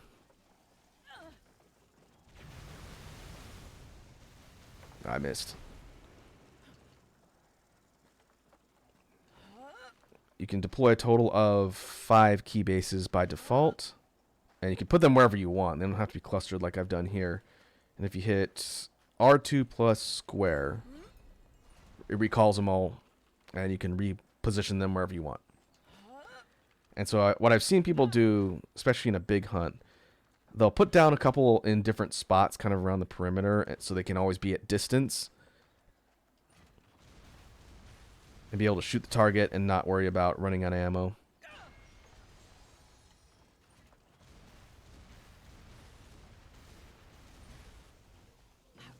Or if they're trying to build charge quickly, go airborne.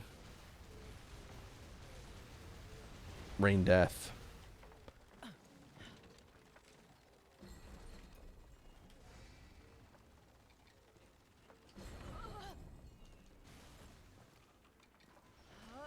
Get special shot.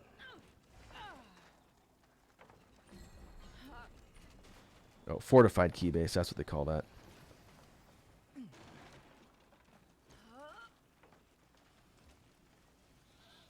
And the superpowered nuke cannon works at a distance too.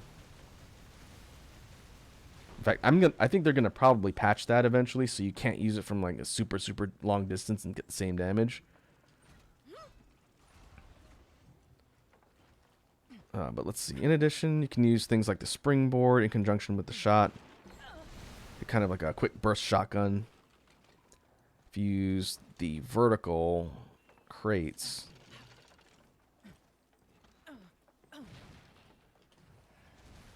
you can do sort of an aerial short charge shot down at the target. I don't use that too often. Should probably use that more often.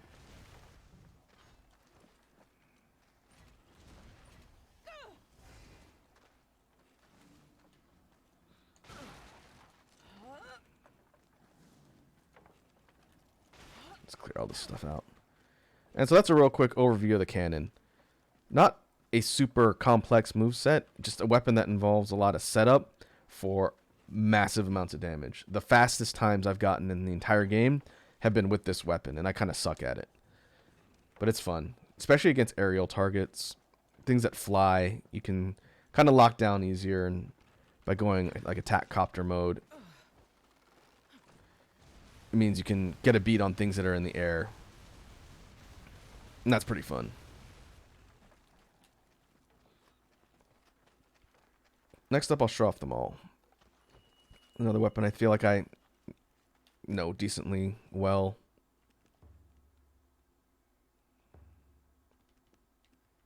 Maybe we'll go maul and then staff. I am not good with the staff, so I may have to ask Shadow Master to chime in if I misquote something. I do want to learn the weapon because it's neat, but I haven't used it a ton.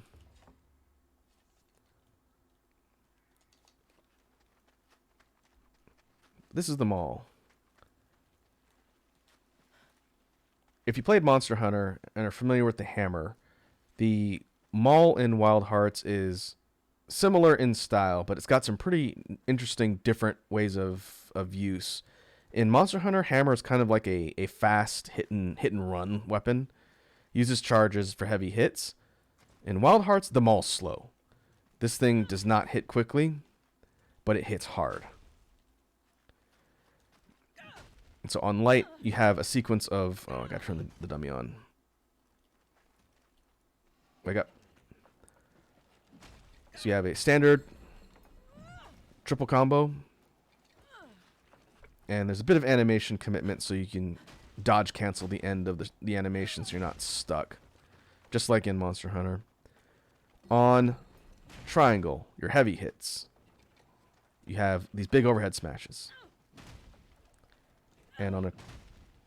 This doesn't chain so much as it just keeps doing the same thing unless you mix up lights in between. You can kind of do these different alternating chains of heavy hits. Right? On right trigger, there's the power smash. Kind of like the spin to win in the Monster Hunter hammer.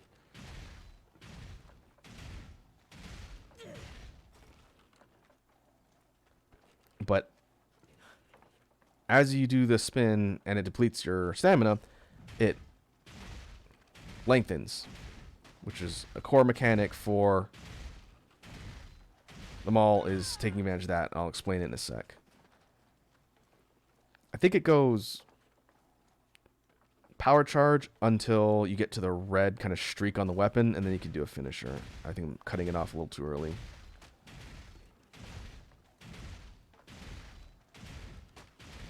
There it is. And then once you get the red, you have a huge overhead crater smash. Does a ton of damage, but it's got a bit of an animation commitment too. So the Maul Helve, extended Maul Helve. Every time I swing on either a light or a heavy with the Maul, you see a bright spark of orange. If I hit R2, right when that flash goes off, my hunter extends the hilt or the helve of the Maul, and you can chain into another combo from that. I just ended the input.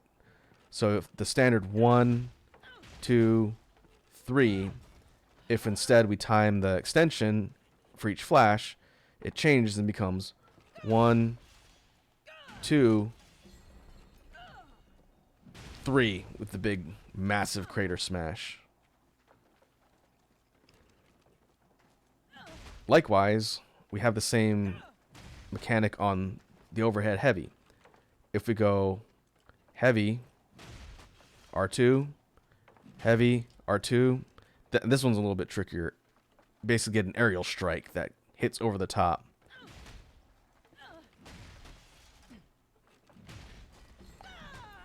And you can actually combo that as much as you're able to hit the target. Because the bear is so small, it's a little difficult. But you can kind of go airborne infinitely as long as you extend when the flash goes off in the air, and you can basically just bop things in the face repeatedly. But I'm missing because the target's so small.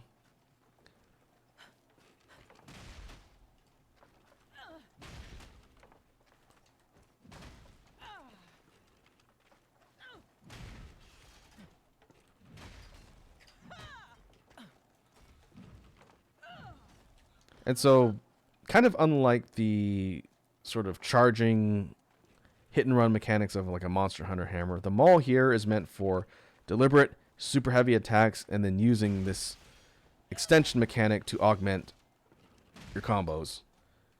It's really satisfying to play with the weapon. You do a ton of damage. There's no KO state like Monster Hunter in this, but you can break parts pretty easily just by doing tons of damage.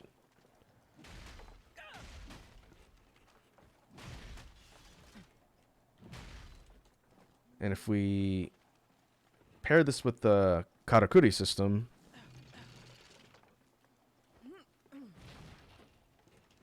we can do different attacks from the air, from these jumping attacks.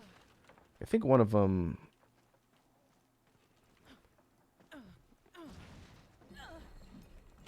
Yeah, it's like a big somersaulting, spinning smash from the air off of the crates. Oh, that's on heavy. My bad.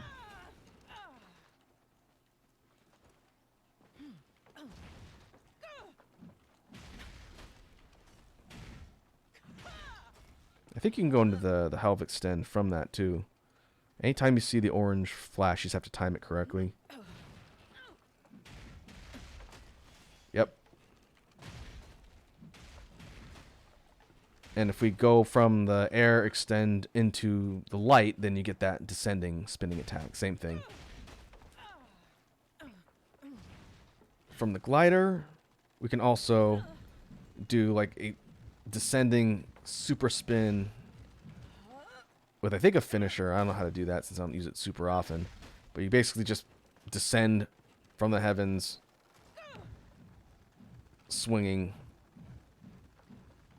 And that does a pretty decent amount of damage to big targets, too.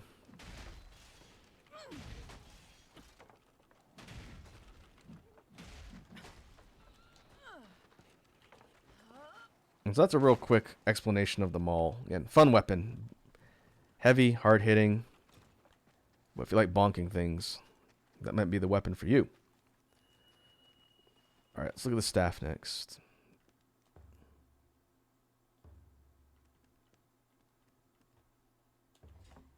I only have the base one because I haven't crafted anything really from this tree.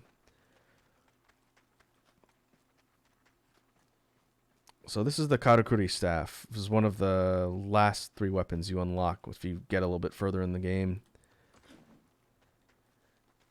And in its base form, it's kind of hard to see because it's dark, but the staff is like a short bow staff almost.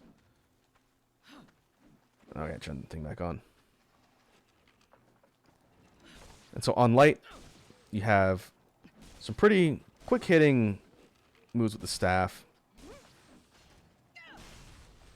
Heavy, you get kind of a leaping Soul Calibur Helix style slam and some bit heavier moves with it.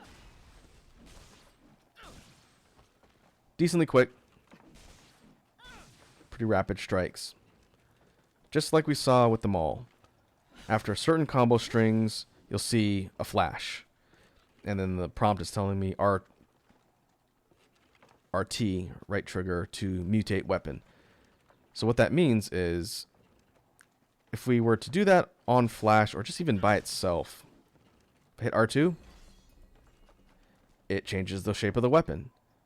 Now we have these sort of twin-bladed tonfas, and these function similar to Monster Hunter Dual Blades, in that they're rapid, really quick strike weapons with their own set of moves on light and hard. Now we're basically Talon from Soul Calibur.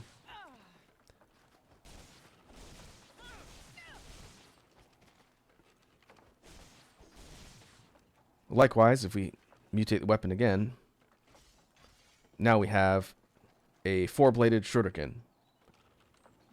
And this one can function kind of like a melee, or on heavy, you toss the weapon out like a boomerang, and it flies out and hits the enemy. Pretty cool. So the main gimmick of the staff is that it has different forms. 4 or 5 in total, and hitting the trigger switches you between the different forms, right? So after the throwing star, we've got the halberd. It's more like a polearm. This is number 4, so I guess 5 in total. So a bit heavier attacks, slashing. Yeah, like Shadow Master's saying, it's like a pike, a bladed polearm, right? On heavy, you have a big stab, kind of a lateral thrust. This is essentially Seongmina or Hilda from Soul Calibur. I like Soul Calibur. pretty cool.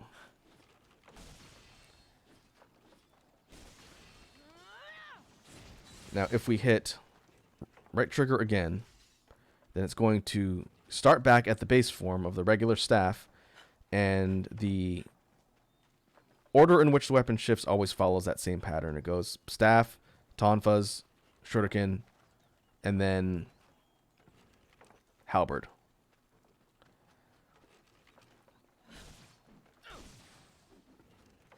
And so like Shadow Master says, got to build the gauge. Above my life, where the other miscellaneous special gauges have shown up on the other weapons, you see this thing that looks like a bunch of pips. As we're doing combos, and you see that orange flash, if we hit right trigger when that flash goes off, then it automatically shifts the weapon into its next form, and it builds a bar on the meter.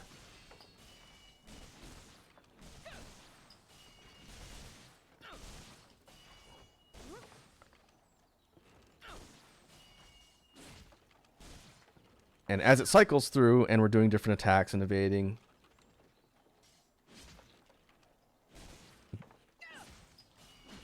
we're slowly building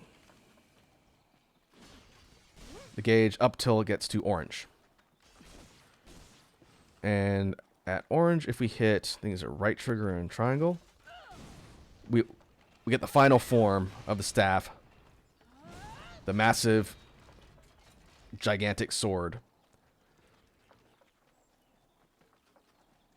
Shadow Master says, I don't know why, but Above My Life made me laugh so hard. Couldn't think of another way to describe it.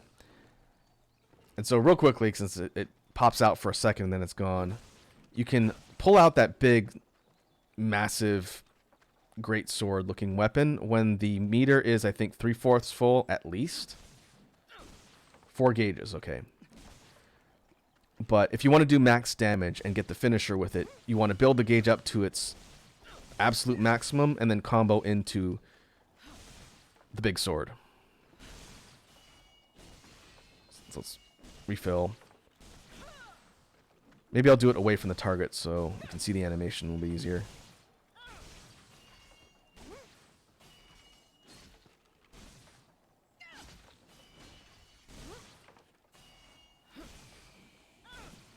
Alright. So if we go for the big attack, we have 1, 2, 3. 3 big hits with a finisher when done at full gauge. And that might be the single heaviest hit in the game. The third strike, or third hit of the finisher. I don't know, because I haven't compared it to the damage on the nuke from the cannon, but it does a lot of damage. So I'll try and actually land it on the bear, and we'll see what the number is.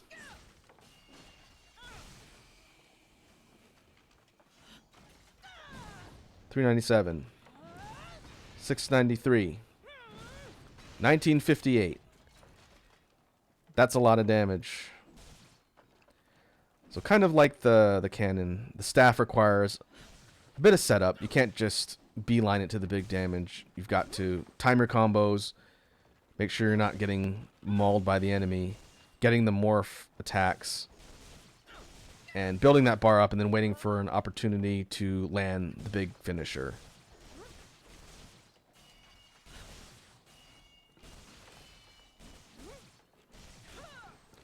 But I do think the weapon is neat just in that all the different forms have a different move set, which is pretty fun. And how they synergize with the karakuri depends on the form.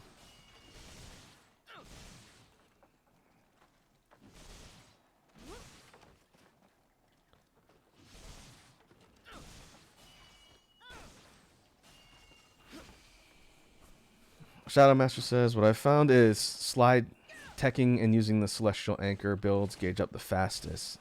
I do not have the Celestial Anchor unlocked yet. But given how all the different weapons kind of require you to figure out which karakuri allows them to be the most effective, that's not too surprising.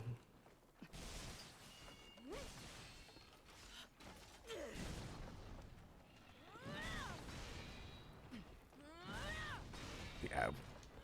That is massive damage. Very satisfying. Initially, I would use the spring. Okay, that makes sense. So if we do spring, I'm assuming the moves that we get out of the spring and what happens depends on which stage or form we're at. So is it always Tonfa's on triangle? Oh, maybe not. Oh, maybe it's always Tonfa's on triangle. We're going forward.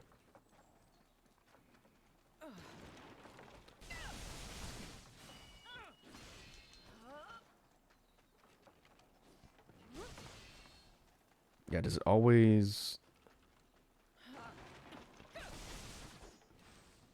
Does it always turn into the Tonfas from whatever state it's at after you hit the spring? Yeah, okay, always Tonfas out of a spring. That's what I thought.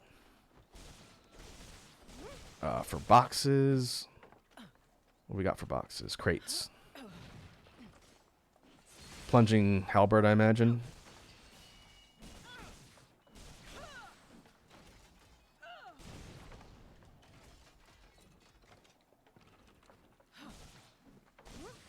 Yeah, so each of the different karakuri will give you a different weapon attack string, depending.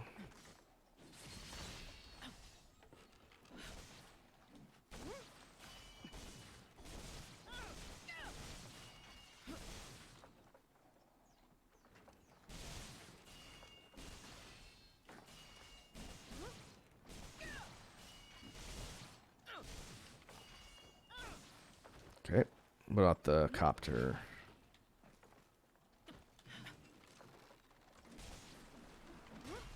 That is... Which one is that? Is that the regular staff? Like an overhead spinning staff smash? Is that what that is? That was heavy. Okay, yeah. Looks like out of copter you get the somersaulting spinning smash.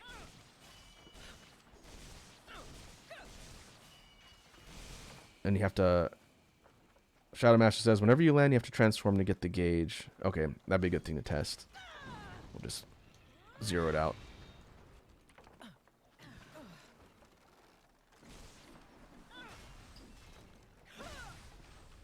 Okay, so yeah, you have to time the flash when you hit the bottom after a Karakuri attack to get the actual meter. That makes sense.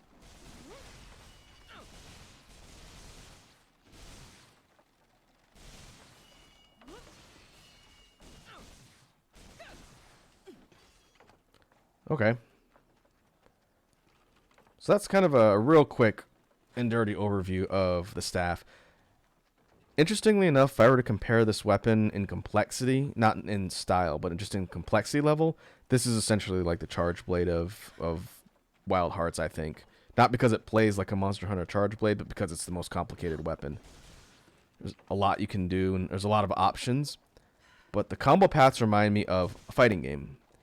You have attack strings, and by hitting different inputs mid-combo, it changes what the weapon does.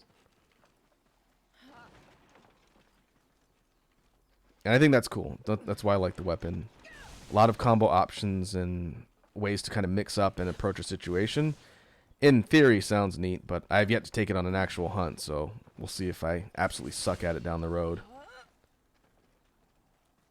Shadow Master says, I learned that keyboard and mouse really suit staff as it lets you change the direction on the fly with your attacks. Oh, that's interesting.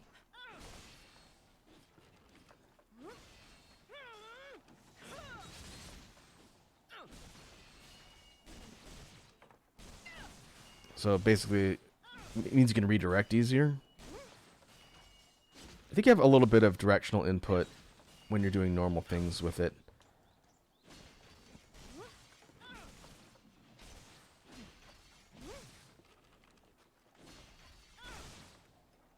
What move is that? Is that... Oh, the light's a vault. That's kind of interesting.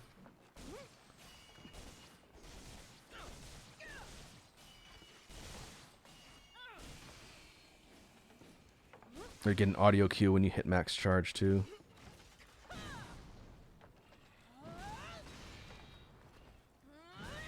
Boom. Alright. Yeah, cool weapon. Requires a bit more practice to get used to the flow. But very unique concept. I think that's very different from anything I've seen in Monster Hunter.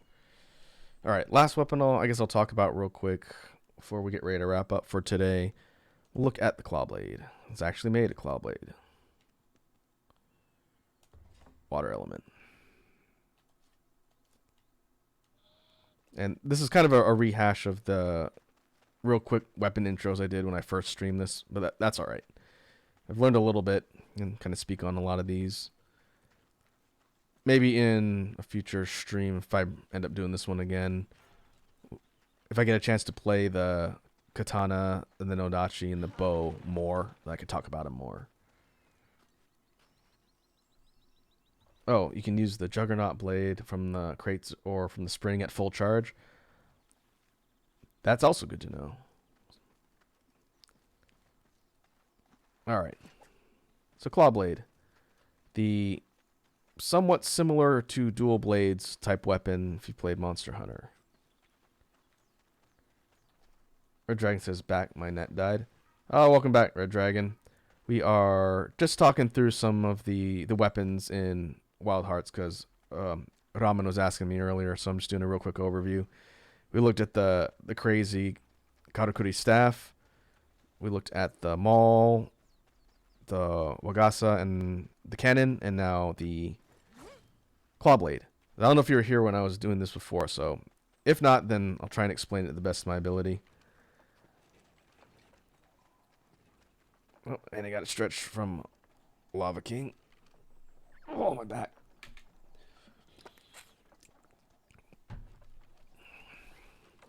Right away, using the Clawblade, kind of like duels, you notice my ground speed's much faster. We get this kind of like Naruto run sprint. And this weapon's all about mobility, so that makes sense. On lights, we've got a bunch of real quick slashes that pummel the target with really quick slashing blows, do less damage, but hits add up over time. In the lower left, once again, above my life, light blue bar for this weapon. As you attack, and I think if you don't hit anything, it depletes? Or does it stay? Maybe it stays. But regular hits slowly fill that bar up, and I'll explain what it does in a sec. On heavy, we've got this sort of jump slash, like an overhead. And you can combo your different hits together for a bunch of rapid, quick hitting blows. Pretty straightforward.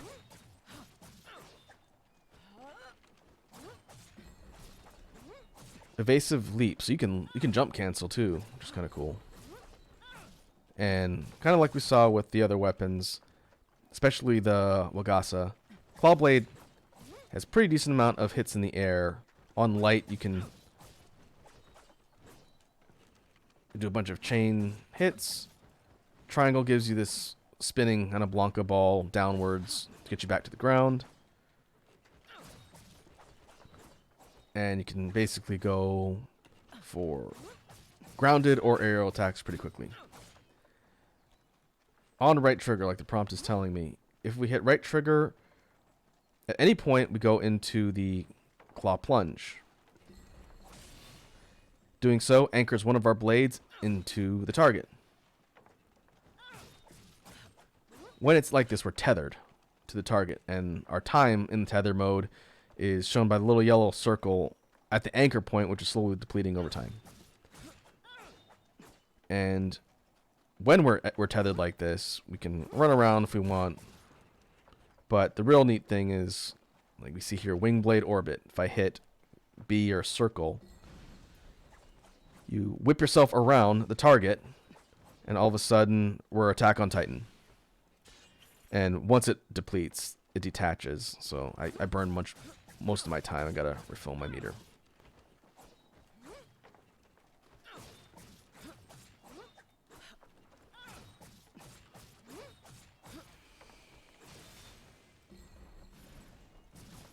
in addition to the sort of lateral yeet, we can hit R2 to pull ourselves closer and reel ourselves in, get close to the target, or zip away. Look how far away I am from the target. After we do enough attacks in anchor mode, we have this glowing red aura, which lets us do a finisher. But we're still at the mercy of the timer, so if I let it deplete, then it just detaches me, and we lose our opportunity to do that. So let me rebuild my meter, re-anchor, and I'll show what the finisher looks like.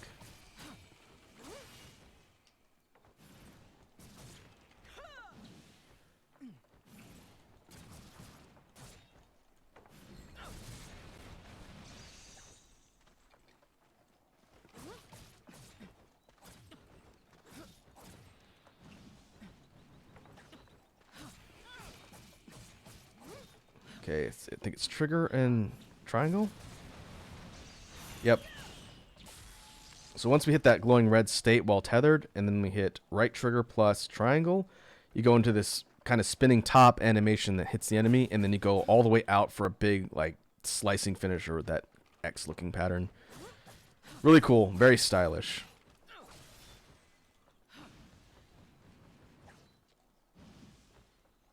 And let's see, I think there's a way to detach it on its own.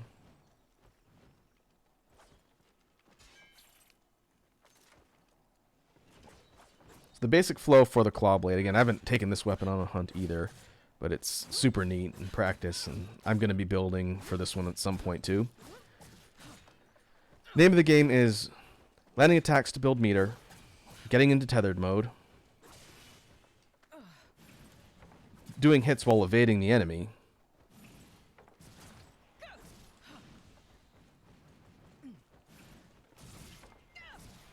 getting into the powered up state,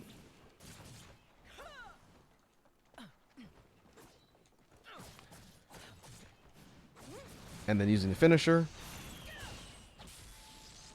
to basically cash that damage out and land that hit on the enemy before your meter depletes and it detaches you from the target.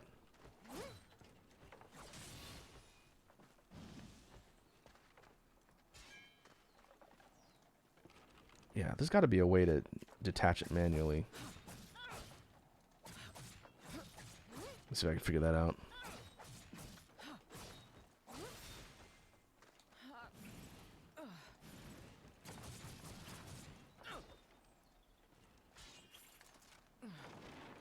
Oh, I think that was the timer running out.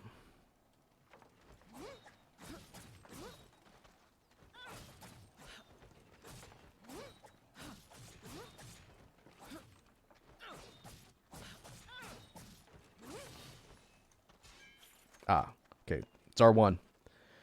R1 detaches instantly, but you lose all your meter.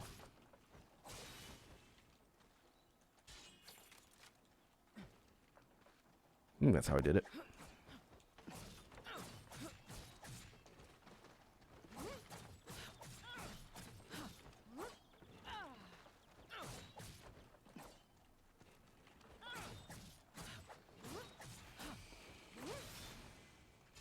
Yep. R1 detaches at the cost of all your meter if you just need to get out.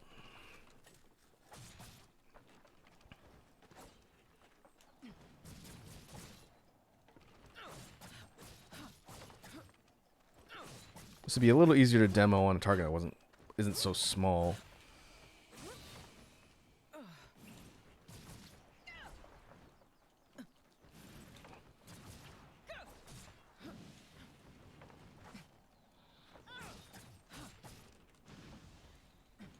The ability to just yeet yourself all over the place, Attack on Titan style, is pretty cool. It's a pretty unique concept for a weapon. I dig it.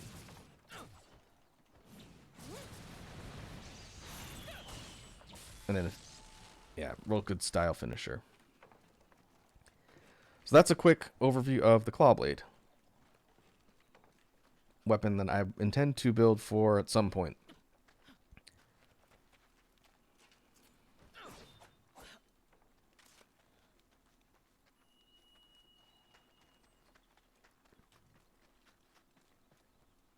And so I think we'll get ready to wrap up from here. I'm not going to go into all of the different karakuri and whatnot. We've talked about that a little bit before. But one thing I've noticed in playing through the game thus far, using the different types of constructs and integrating them into your moveset is pretty important. You don't have to do that. It's not required. But it will make your job a lot easier. And there's some I need to unlock. Because in addition to just mobility or different attacks. Oh, it's off. By building certain things, like I think I demonstrated against the Rage Tail I was trying earlier. The fusion katakuri, like the bulwark, is a giant wall that'll stop charging Kemono and knock them over if they're trying to bulldoze you. That's pretty handy. We've got things like the bomb, which puts like a contact prox mine in place that ticks down, or if something hits it, it'll explode, which is good for knocking things over and doing damage. The lanterns, which I don't have enough. 3 of those stacked on top of each other creates a healing fountain, which is kind of nice. And there's a whole bunch. I think I unlocked the stake, which I haven't really used. The quick firing stake. There's the shield wall, which I also haven't used. And a whole bunch of other stuff. So as you complete different things in the game and progress through the story, you get more and more of these constructs that you can use to support your fighting or your hunting styles and give you tools to fight the enemies, because the monsters in this game hit like trucks and they're very fast.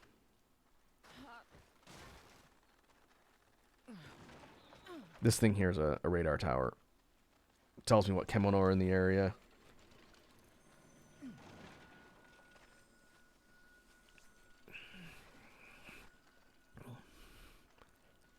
But yeah, like I said, I've been really enjoying my time with Wild Hearts. I'm a little bit disappointed that its performance is still not optimal.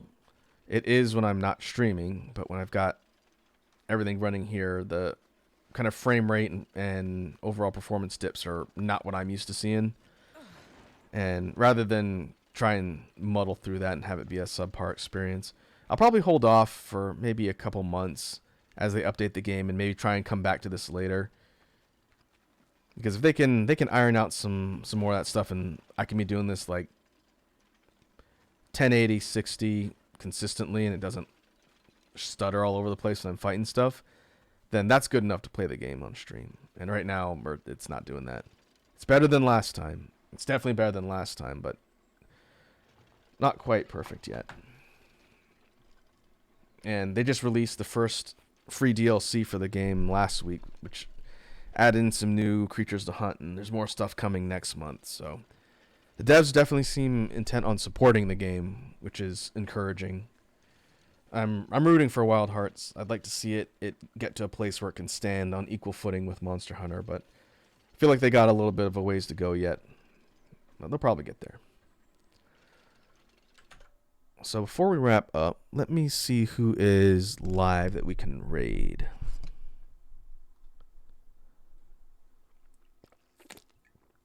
Oh, Banani's live. I can pay her back for raiding me the other day. Okay, so we will go ahead and go to outro.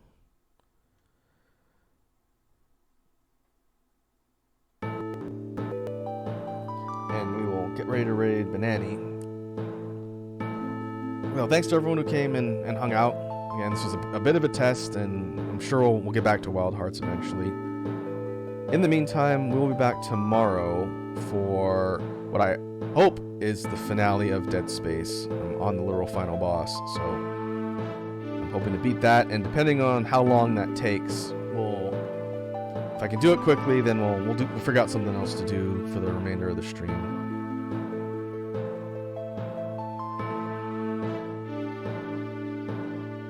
Get this set up. But in the meantime, thanks again for hanging out, and hope everyone has a good rest of your evening. Now let us go raid